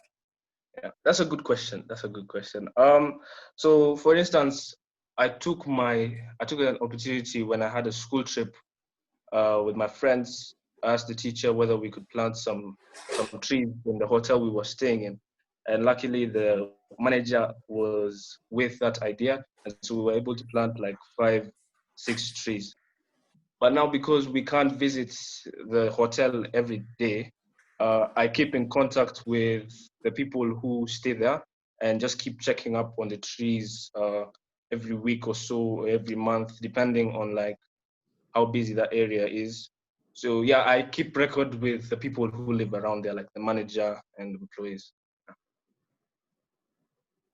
Fantastic. Well, we're going to keep talking your ear off because it's really got a lot of traction. So I think we'd ask your permission to spread these goals for trees around the world. Can we do that? Can we get everybody to play soccer or hoops or goals for baseball? You know, get it over the fence and plant a tree. Yeah, for sure. That's fantastic. I remember the natives are best, and yet if you live in a city and you have trees that can be planted in the sidewalk, you know, we have Friends of the Urban Forest here in San Francisco. I bet each city has a group, and we've had a lot of eco-heroes help manage and track and identify trees too. Nairobi, Kenya, all the way. Fantastic work. We're very excited about that. Thank you very much. Listen, we're going to back up to Sarah, our other third place winner. And she's going to talk about Climate Now, which is a great connection after planting trees with Lacey. Go ahead. Hi, thank you so much for having me today. So incredible to hear about the other eco heroes and their initiatives. Goals for Trees is so incredible, and I'd be happy to help see if we can get some people here in California to help out. But I'm here today to talk. There's a cat meowing in the background. I am sorry. I'm currently staying at an exotic animal sanctuary in Hawaii, so we've got lemurs and zebras and all different types of animals, so you may hear some weird noises, just FYI. So my journey really started in 6th grade when my science teacher did a presentation on climate change and what that would mean for me my community and my future. So I started getting involved in different youth-led climate organizations. And in 2019, I was sent out to New York to lead a presentation on climate change for New York public school students.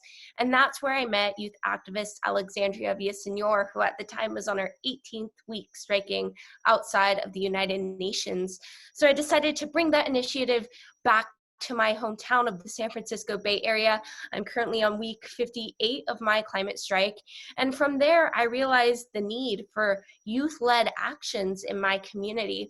I saw that in my own city of Corte Madera and county of Marin County, I saw that there was this need for youth-led climate action, that the only organizations there were all led by adults or senior citizens. I knew I had to do something. So I founded Climate Now, a youth-led organization empowering young people in Marin County to take climate action and learn more about the environmental initiatives in our community. Climate Now mainly speaks to school students. So we've spoke to over 15 elementary, middle, and high school schools across our county, sharing information about climate change and ways for young people to get involved in climate action through striking, individual actions, joining different organizations, and more. We also have our school club program, which is a coalition of environmental clubs from across our county that work together to think of new ways to engage students in sustainability. And then pre-pandemic, we had our school strikes on a weekly basis with a group of senior citizens to bring awareness to the need for urgent climate action. I continue engaging young people in the climate movement through media contributions, writing articles for places like Forbes, Teen Vogue, working with NBC Nightly News to bring increased awareness to the environmental movement and the need for climate action. Nonstop. I can't believe it. You're in Hawaii and you're from Puerto Madera, which is my backyard here in San Francisco. Well done. Any questions for Sarah? We're going to keep moving. I got Eamon online next. We're going to put you up. So just get in the green room, as it's called. But we have some very good climate work being done by Sarah. How do you strike for 58 weeks and still maintain your commitments to school and whatnot? It's definitely difficult. I was skipping school throughout 8th grade, which did not always receive the kindest feedback from teachers and school administration. Once I got to high school, I was told that there was no way I'd be able to maintain grades and go to the next grade level by skipping school every week. So I had to adjust by doing some school strikes and some after school strikes. I found that by doing after school strikes, it was easier to engage young people in the Fridays for Future movement. And now with the pandemic, I've been participating in digital strikes and digital campaigns to bring awareness to climate striking. Hey, I want to tell you how powerful it is. So powerful. Go ahead. Hey, this is Andrew. Just want to say you're extremely well spoken. Great job doing everything here. It sounds like you're getting a good amount of traction with media, and that was something I found really useful for my project. Yeah, can you talk a little bit more about what you've been doing, what's been successful getting media attention? Because I think that's huge. It's allowed me to bring awareness and to help a greater audience pay attention to climate change. So a lot of the work that I do is writing bylines, writing op-eds about why I'm a climate activist and about youth activism in general. And through that, I've been able to publish those in different media outlets and share my thoughts and my opinions with other people. I've also been, just really avidly being pretty much my own PR firm and my own publicist, which is difficult, but trying to also bring attention to other young people that I work with, because I believe that in this movement, we need as much awareness and as much just people being supported by the media as possible so that we can have this greater influence on the general public. So reaching out to different media companies and trying to get them to report on different events that I know my friends are taking part in and the other youth climate activists that I work with are participating in. Yeah, we've got a really good question from Carol Griffin, Marty Griffin's daughter, who was an instrumental environmentalist in the last generation or so, maybe even 2 generations back. But we want to know how to get involved with Climate Now. I want to know how to get my Tree Frog Trek students, about 2,000 in summer camp, involved. And I know that kids are going to change the world. So tell us how we can do that. We have a website at www.climatenow.solutions where you can visit and learn more about the work we do.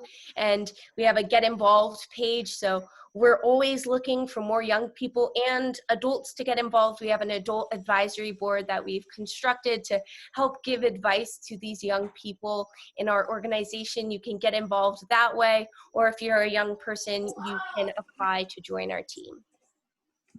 ClimateNow.solutions? Yes. .org? Okay. Climate Now. Very good. Oh, just .solutions. .solutions. That's cool. Nice. Any other questions for Sarah? She's obviously a mover and a shaker. ClimateNow.solutions. Yep, that's what Layla has posted that for us. We are going to move forward in the interest of time as well, but there is no time like the present to stop driving, start walking, you know, build a fort, climb a tree, hold a bug, and smell the sea out in Hawaii. Enjoy yourself.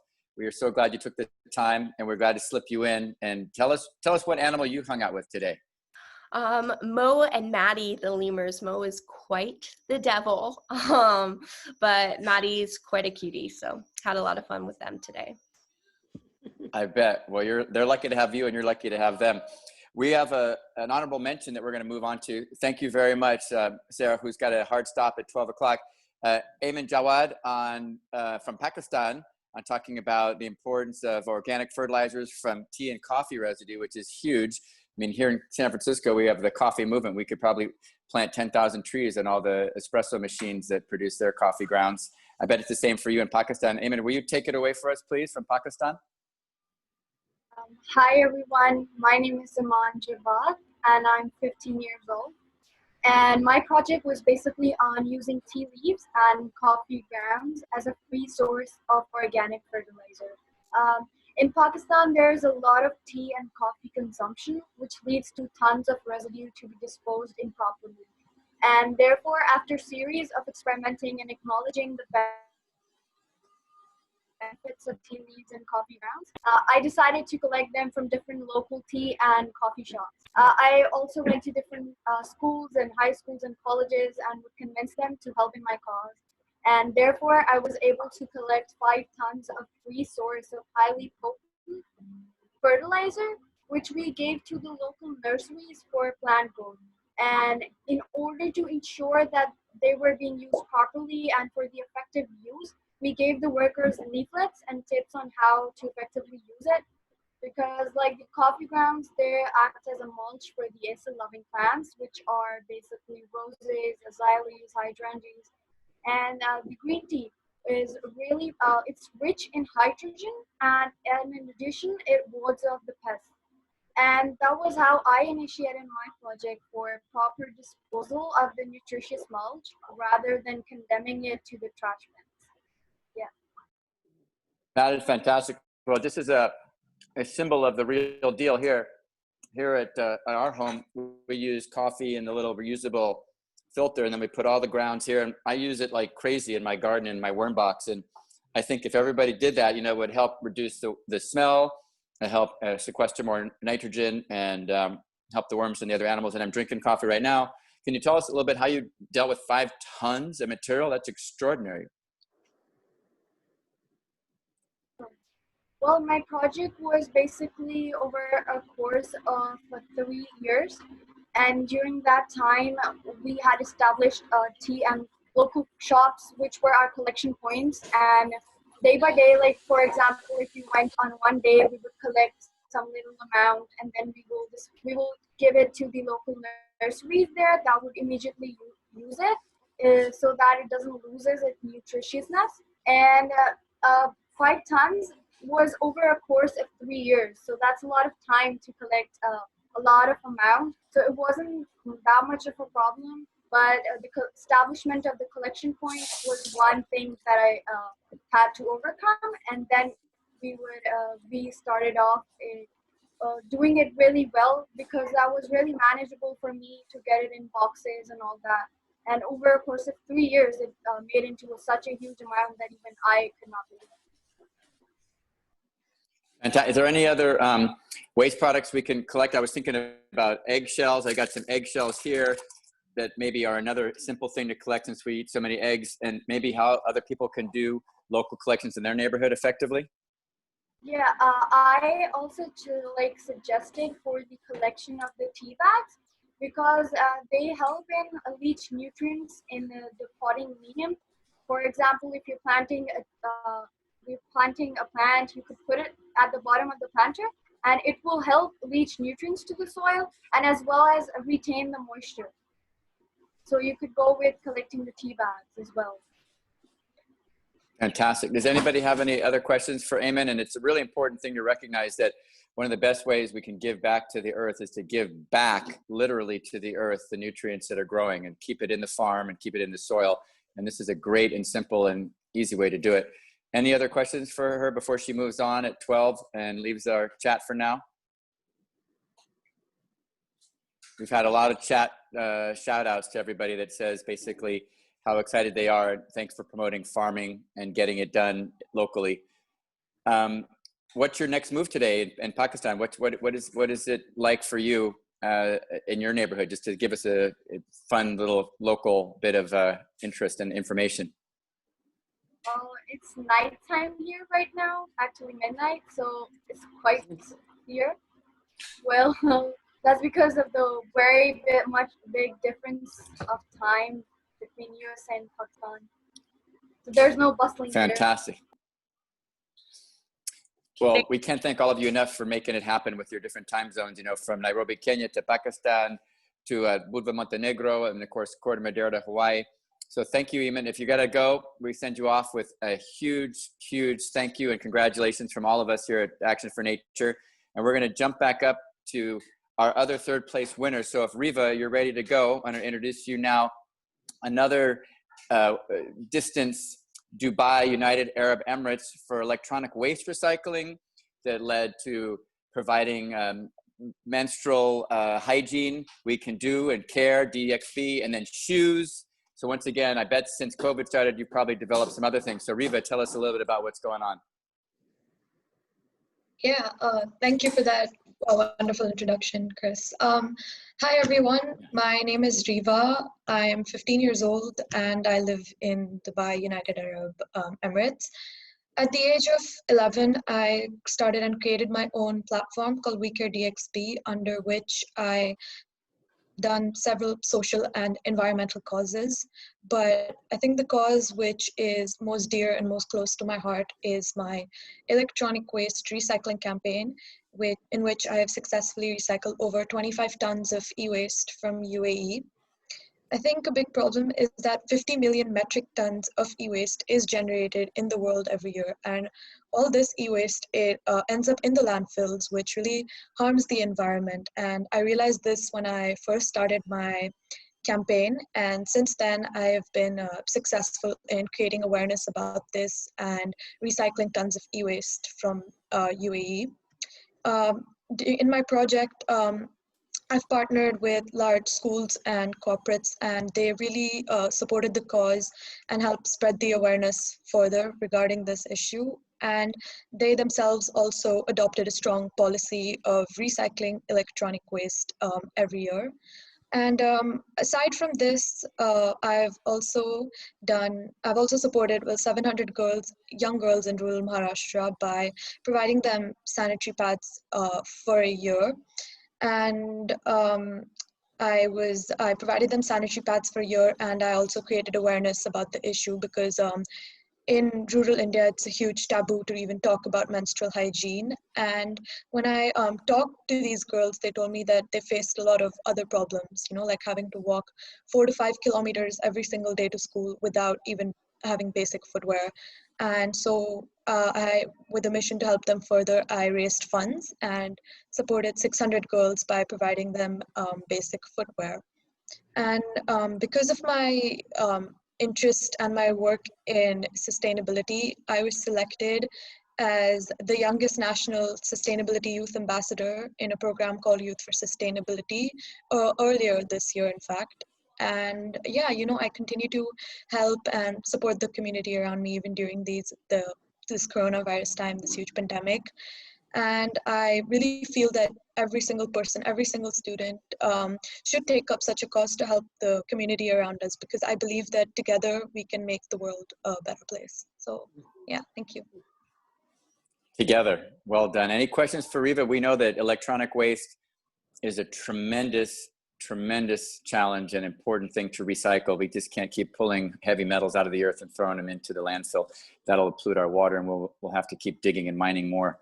Reusing and recycling is the way to go. Did you have trouble finding a place to take it? I saw them ripping it apart and finding the metals and things in your pictures. How did you find them and connect them with your waste products? So when I started my campaign, I tied up with the recycling center. So what I did is whatever e-waste I collected, I gave it to that recycling center, and I went there every week, and they kind of showed me how they segregate all the metals which are there, all the valuable metals like gold, silver, which is there, and it's an amazing process.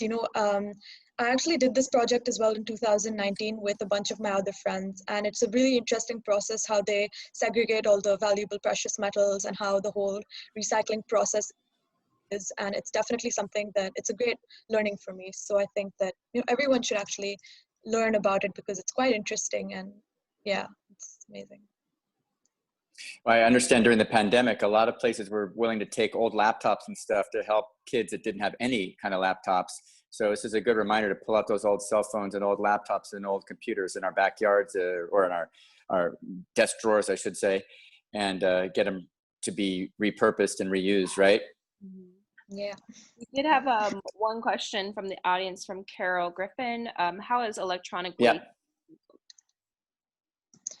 Right. So yeah. So how it's recycled is basically firstly it's a very detailed process, and so that's one first thing. And basically whatever e-waste is given, firstly the main thing is you need to kind of segregate the metals, the precious metals, which are used as raw materials for other industries, which are used by other companies to make other things, other materials. And then the e-waste is crushed, and of course, although if you have any data and whatever devices you're giving, that's obviously for data protection, it's of course crushed and removed. They completely destroy the hard drive and all the memory, and it's completely crushed, and then it's further recycled and used again. Because yeah, that's how it is. Fantastic, thank you. Excellent work. Well, thank you for tackling not only the e-waste, but the support of the women in the areas, like you said, it was taboo to even talk about the menstrual hygiene and then footwear. So have you created any more initiatives? It seems like you're ready to spin on a dime for COVID too. What's your next, what are your sights on next? Well, so about the COVID thing, I had done another project during this coronavirus time because I heard a lot of people had been affected because of it. They had lost their jobs and they didn't have money to even buy basic food, basic groceries. And so I did a campaign where I made, they're called kindness packs, where I included basic dry grocery food which people would require. And I sent them through the Indian consulate here in Dubai so that they could reach the right target audience. And yeah, that's one campaign that I did because many people were affected because of this coronavirus situation. And I really felt that I really needed to do something to help them. So that's anher initiative. I remember seeing those pictures of you guys stuffing bags and getting it together too. So that's why I wanted to commend you on that as well. So we can all do something. Once again, do what you can, when you can, wherever you are. A helping hand, a positive smile goes a long way. So well done. We're going to move on. Thank you so much for sticking with us there in United Arab Emirates. And so that was Riva. We're going to go on to our first honorable mention. Isham Goyal with Pin and Post for Wildfire, which is a huge deal right now. Can you tell us a little bit about how you developed that platform? Yeah, of course. Hi, my name is Ishan, and I'm from San Jose in Northern California. If you're current with the news, just as you might have heard, you may know that over the past few days, wildfires have completely ravaged the Bay Area and have basically just gone out of control. And so much CO2 was actually released that our sky actually turned completely orange for the last few days. And today, global warming is an international issue, and Northern California's wildfire issue is not helping the cause. A couple of years ago, I found that vegetation growing too close to power lines and utility poles can draw electricity from wildfire. So power lines can draw electricity from nearby tree branches, and that can start devastating wildfires. And one consequence of wildfires is the environmental impacts they have. In California, wildfires produced over 68 million tons of carbon dioxide just last year. And a part of the issue is that people don't know how to report wildfire hazards posed by utility poles. And the only real option currently is to report these directly to the police, which can be daunting as a utility pole with some trees near it doesn't seem like an emergency, but it is. So I taught myself how to code and developed a mobile application to allow people to report wildfire hazards directly to utility companies.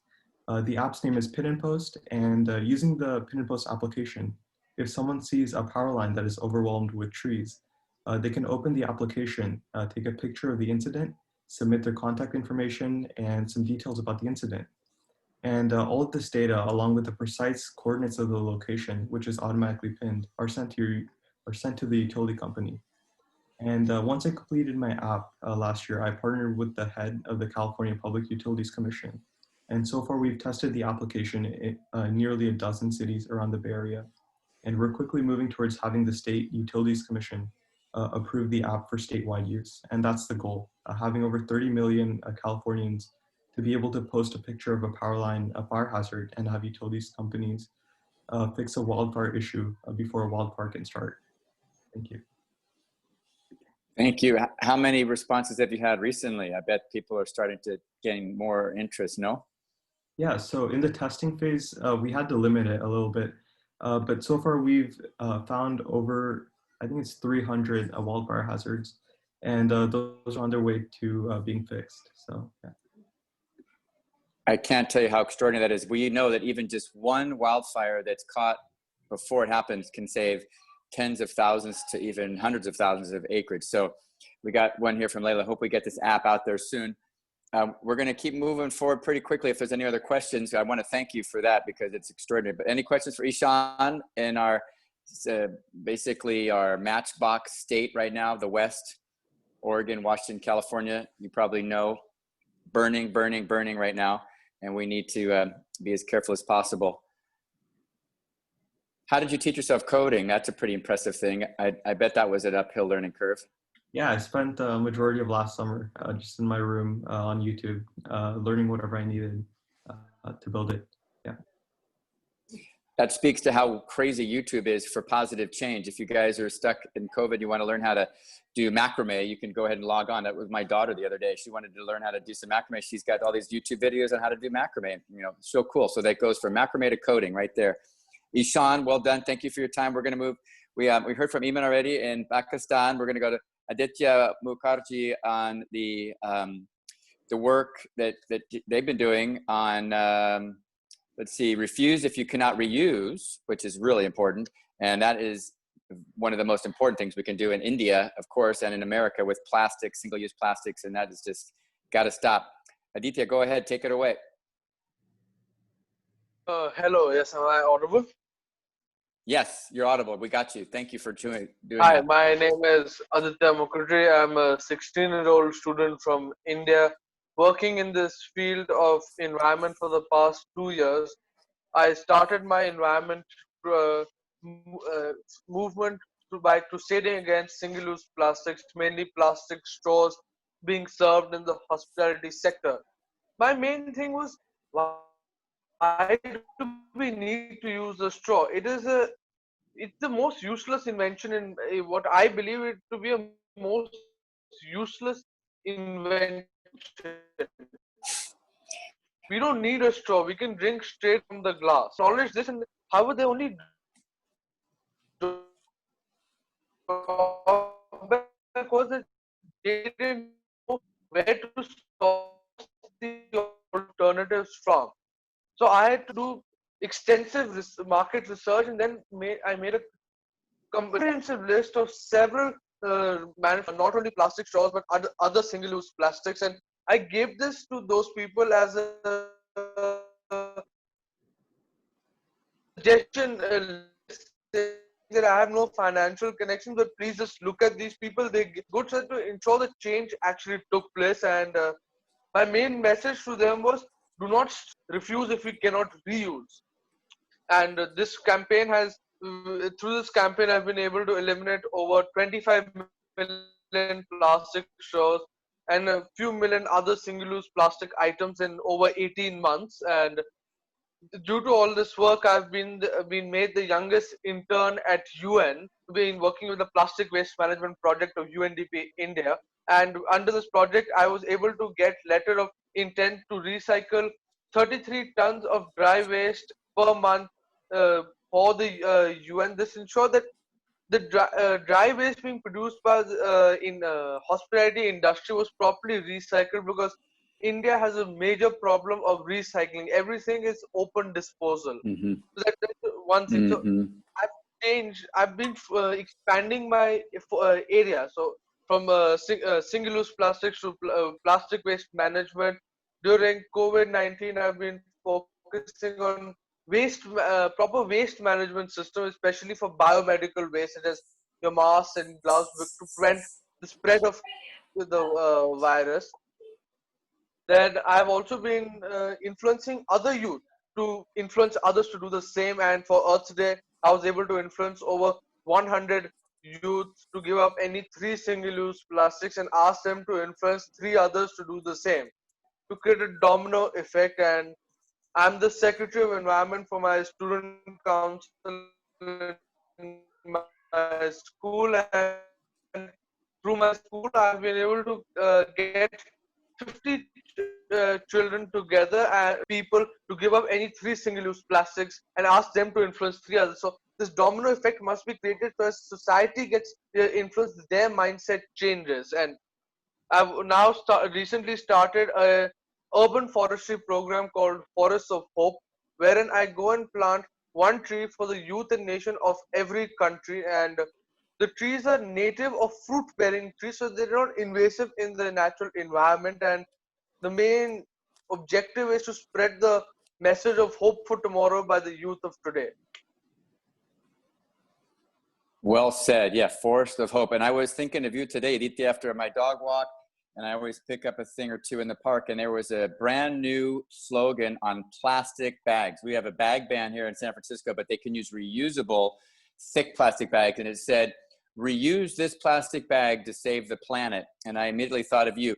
Refuse this plastic bag to save the planet. Get the corporations to stop making more plastics, single-use plastics, and let's focus in on an entirely different economy that's not based on disposability, correct? Can you tell us anything else about how you've been able to infiltrate with your political activism at such a young age to get others inspired just like yourself?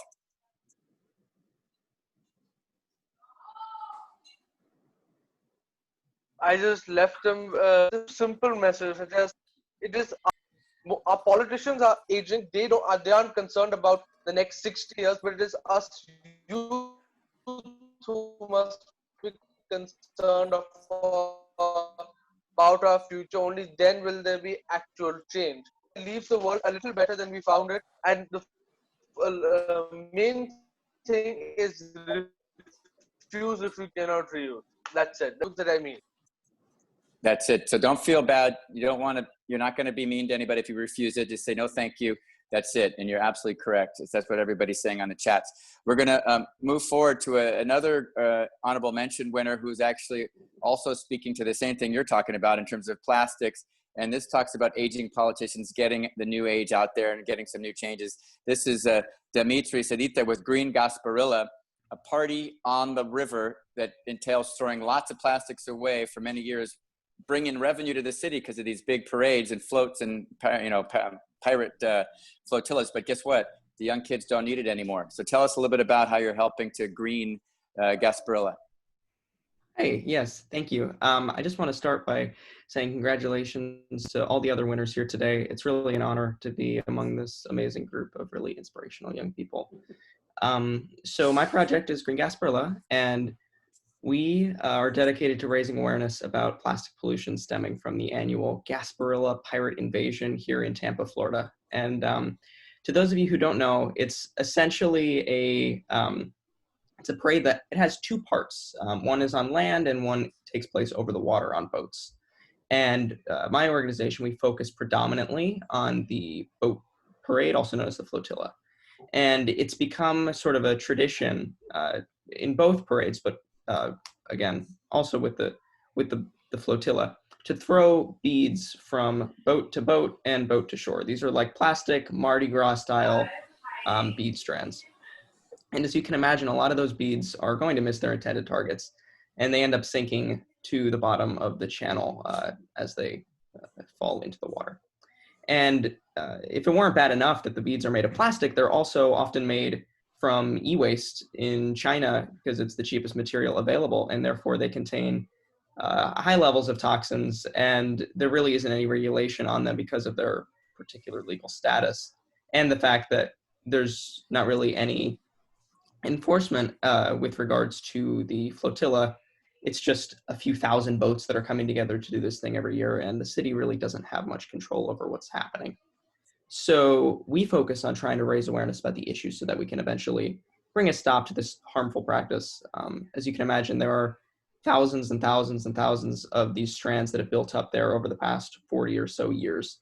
And we have organized multiple diver cleanups now, and we're hoping to do another one without the public because of the COVID situation. We're hoping to do one again in a few months, but in the past we have organized 3 diver cleanups and gotten thousands of strands, hundreds of pounds of beads out of the channel. You can see that on the picture on the screen there, where we have the banner underneath that is a pile of about 2,000 strands of beads that we got in about an hour a few years ago. And through those cleanups, we've been able to get media attention and be able to educate the public about the harm that this issue is causing.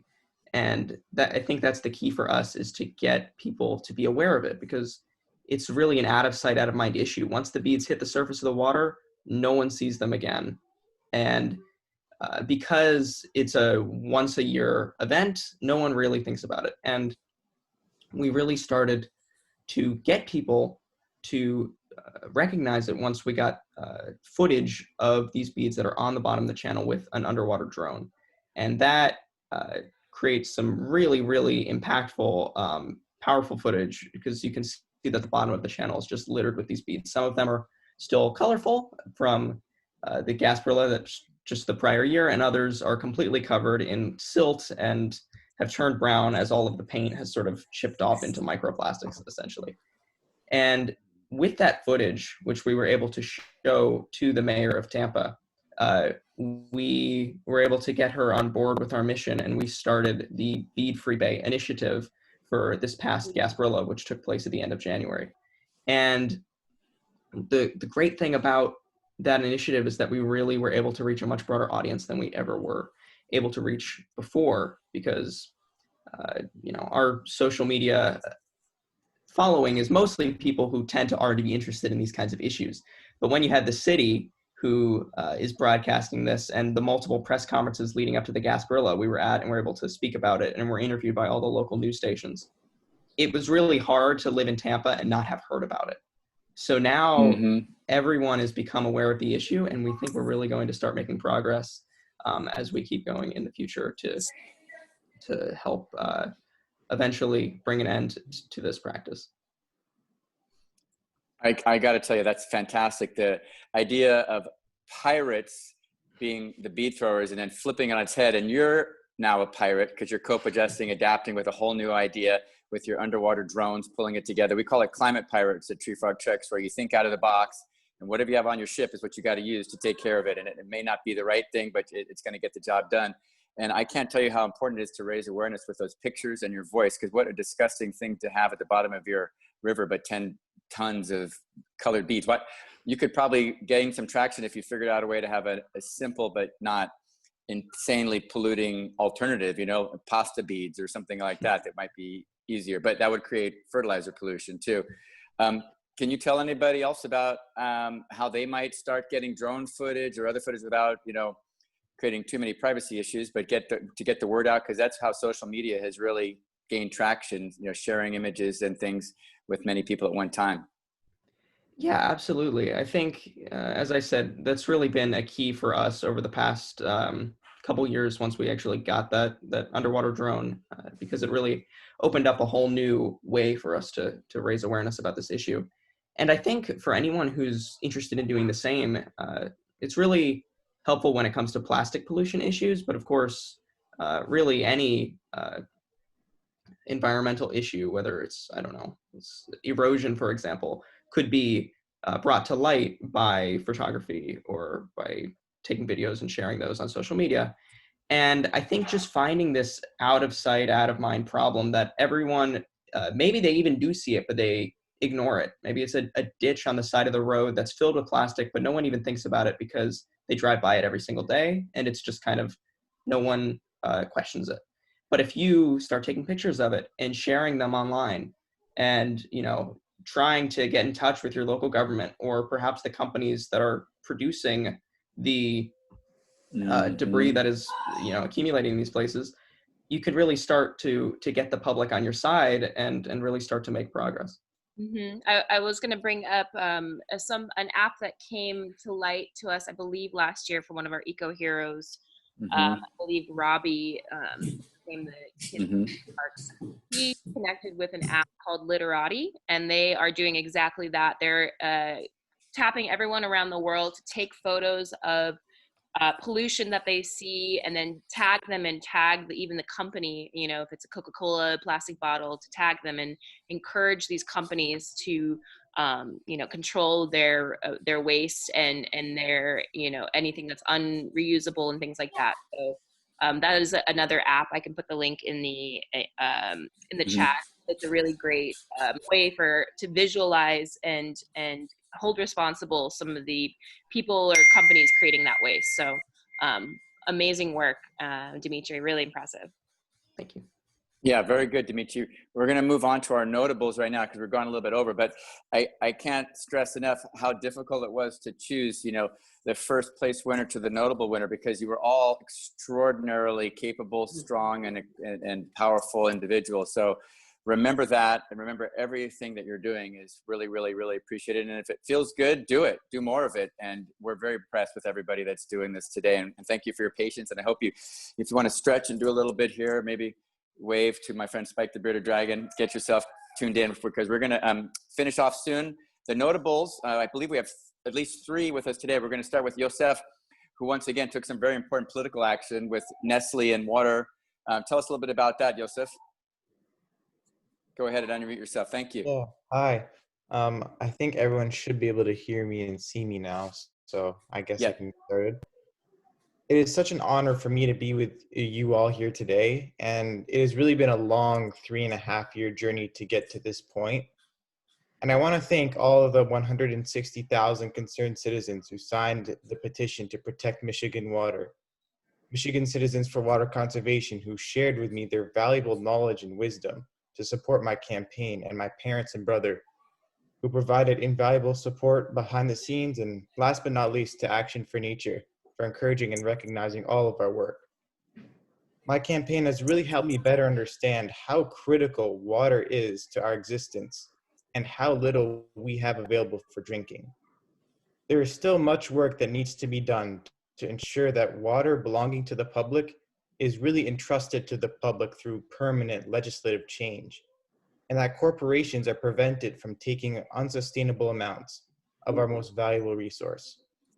I want to thank everyone again for this honor. I'm truly amazed by the work of my fellow eco-heroes, and I really hope that we can stay in touch, support each other as we work to preserve the natural wonders of our world. Thanks again so much. Well said. Great job. Did you get? Yeah, great job. Chris, if you don't mind, Yusuf, I love that you said we should stay in touch, because there is something we're going to talk about a little later. We do have a Facebook group for Eco Hero alumni. where everyone can keep in touch and keep spreading these ideas. So Yusuf, great job on predicting what we're going to talk about in just a little bit. Yeah, thanks. Absolutely. Did you get Nestle to remain accountable there? How did that go down? Yeah, so we're still in the process. There's still a lot of work that needs to be done, as I said, and I think at this point, there's a lot of legal challenges that are going on. A lot of people are becoming more aware of this issue. So we're hoping that the government is going to step in, the Michigan government is going to step in and do the right thing. And after that, I mean, as I mentioned, again, like we're hoping that legislative change can happen so that this becomes more of a permanent change, and maybe more states, more countries can adopt this policy to make sure that our water is protected. Yep. Absolutely. Any other questions for Yosef? I have a question. Yosef, could you just tell us something about the water conditions in the state where you live and the lack of water there? Yeah, so I am from Michigan, and the state of Michigan, obviously, people think about it's Great Lakes State, right? So like we're surrounded by all of this water, but still we have a lot of issues with water. Obviously, the Flint water crisis is probably one of the most, unfortunately, renowned issues because of just the extent to which that lead contaminated water was just kind of like it spread throughout the water system, and it had a negative effects on all of the people who were living there. And we have at the same time corporations who are sucking out all this water. So I think there needs to be a real push to make sure that we have clean water accessible for everyone, because it shouldn't be just a for-profit resource. It has to be accessible for everyone to use, and make sure that it's clean water that's getting to all of those people. Thank you. Absolutely. Huge.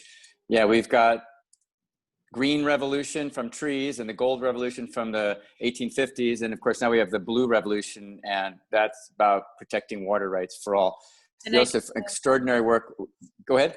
Oh, I was just going to say, I posted his petition link into the chat, and it's also on the website. So please, everyone, do sign it and take a look. It's really important work you're doing, Yusuf. So keep it up. Yeah, I'll just point out that it's on the same website, I believe, as Ivana's petition, who presented her project earlier. So please check out both of our petitions, sign them, check out all the other EcoHero projects. Absolutely. Thank you for mentioning hers as well. Yes, strength in numbers. Well, we're going to move on to another water issue. This one is with Naomi, and water curriculum and teaching kids in the classroom, giving them some take-home reminders that will act as a totem, her watering vessels. And tell us a little bit more about how you were able to teach the kids and get into the classrooms and motivate change at the baby level to plant those seeds of change. Go ahead, Naomi. Hi, yeah, thank you for having me. My name is Naomi, and growing up in Los Angeles, I've been very aware of problems related to drought, forest devastation, and water abuse. And so I believe that being water-wise is a lifelong pursuit that must begin at a young age. To that end, I created a conservation curriculum for preschool through elementary school students to inspire them to preserve water and spread the seed of conservation in their communities. Through readings and discussions, students learn about conservation in the classroom and are then challenged to complete a series of activities and actions at home that include personal actions such as turning off the water while brushing their teeth, and broader actions such as discussing the need for conservation with their parents. Upon completion of this checklist, students earn a reward of a watering can to decorate and use to capture kitchen water for reclamation. And so to enable this project, I solicited these cans from several Home Depot stores around my local area. And while the fight for our environment is an ongoing battle with a quickly approaching deadline, my goal is for my project to reach as many young students as possible in order to raise a new generation of young environmentalists. And being a part of such an impactful event is truly inspiring, and I can't wait to see how our youth changes the world. So, thank you. Thank you. Absolutely. Any questions for Naomi on how she got the gumption to take her thoughts into the classroom? And that is, of course, the most important thing we can do is to teach others. I have a question. What inspired you to focus in? I mean, I know you focus in on water, but what inspired you to specifically look at education, like Chris was saying, eco education is one of the best things we can do. But what kind of led you into that direction as a way to tackle the water issues? So at the time, I was volunteering at my local preschool already. And the kids were very receptive to the things that we were that they were talking about in the classroom. And I felt that kids are they're most impressionable at a young age. And so instilling those habits young is a great way to ensure that they'll keep these habits in the future.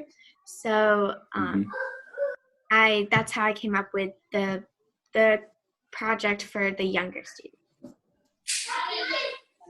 That is fantastic. Water is such an important piece of our future. I can't even tell you.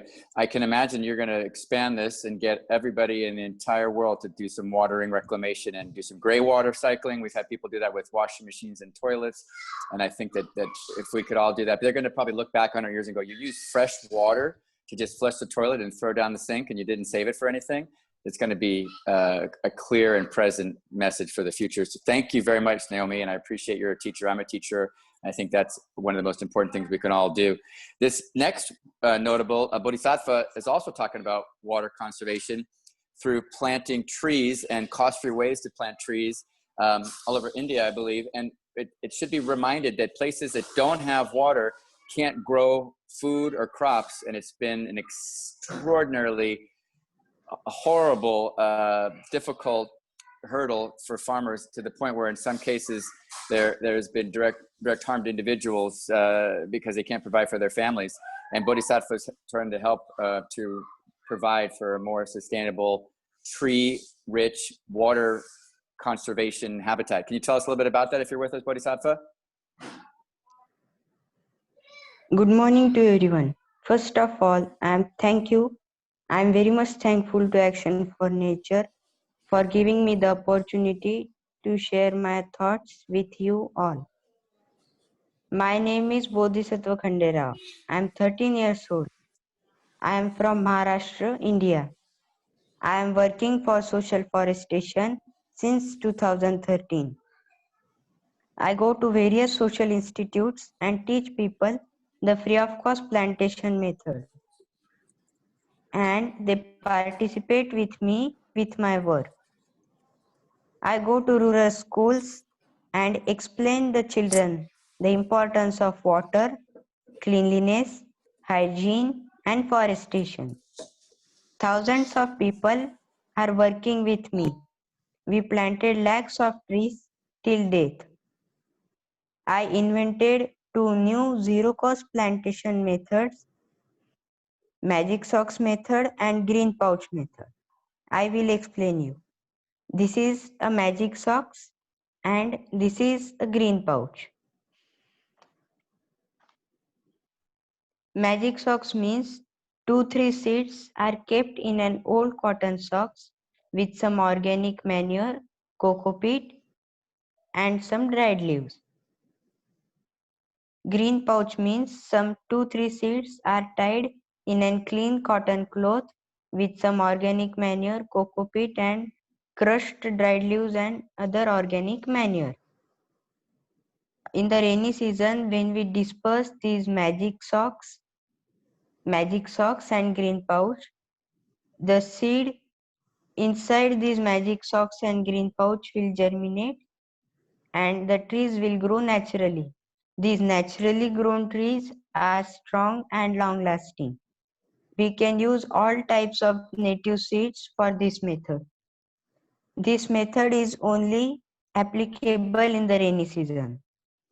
And a single person can grow thousands of trees without much efforts by using these magic socks and green pouch method.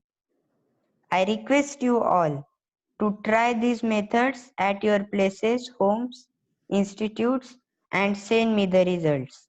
Thank you. Jai Hind. Wonderful. That was fantastic, Bodhisattva. Thank you so much. we really appreciate you hopping on, and I believe that actually you are our last presenter for today. We did have a few more notables that were unable to join us, but thank you guys all so much for joining us. And I think, Chris, you might be on mute, but I think we're going to move into our closing. Yep. Yeah, go ahead. I'll let you take over. No, I have my kids running around. They're so excited about all these things. They want to find out what's going on. Just I saw one of you knocking your little brother away. Hey, watch out. I'm trying to do this. Everybody's interested in the environment. It's a very important thing. And once you tell them, as you said, Bodhisattva, that they can make a difference, everybody wants to take action. And that's the name of our organization, Action for Nature. And you guys are taking action. You know, you can have an idea, and that's great. But if you don't do anything with your idea, it doesn't really have a lot of power for change. So the fact that you guys are talking to politicians, you're talking to each other, you're talking to your family, you're talking to your friends, from one person goes to many. So I want to commend all of you for taking action. It takes guts and courage, and it's scary. And you guys have overcome that, and it, you know, brings tears to all our eyes as adults. We want you to keep taking action and feel positive and know that there are many adults in the world that support you, and we do too, and many kids too. We're going to show you a way to connect with each other right now with our social media Facebook page. Remember what Jane Goodall said, it requires the child with the inspiration and the thought process of new eyes and the naivete that you all show, doing much with nothing, copa just adapting, like the climate pirates we were talking about, from Green Gasparilla, taking action. It requires social media to spread the word. And, you know, it also requires just all of us being happy with our change collectively and not being down, because if you're happy, you can create a lot more change, positivity. Go ahead and tell us a little bit about the Facebook page there so we can get some more connections going on after we sign off today. Thank you very much. Thank you so much, Chris. You have been fantastic. I really appreciate your help, you know, going through all of these amazing projects. As you guys may know, we sent out an email to you and all of our almost 300 EcoHero alumni. You guys are such an amazing group of young people, some of who are much older now, actually, and have gone through, you know, so many different trials and errors, and really what we want you guys is to all be able to learn from each other and support each other, answer each other's questions, inspire each other with what you've learned and throughout your own projects and work. So we did send out a formal invite to the Facebook group. It's a place where, you know, you all can speak and share your progress, ask other questions, and just be, you know, interconnect more, because that's really what we want to foster with you all is to just learn and grow and support each other in their projects. So please, if you have not joined, go ahead and join. We're open to any suggestions and questions you have around the group, and just really hope to see you all there and be inspired from each other.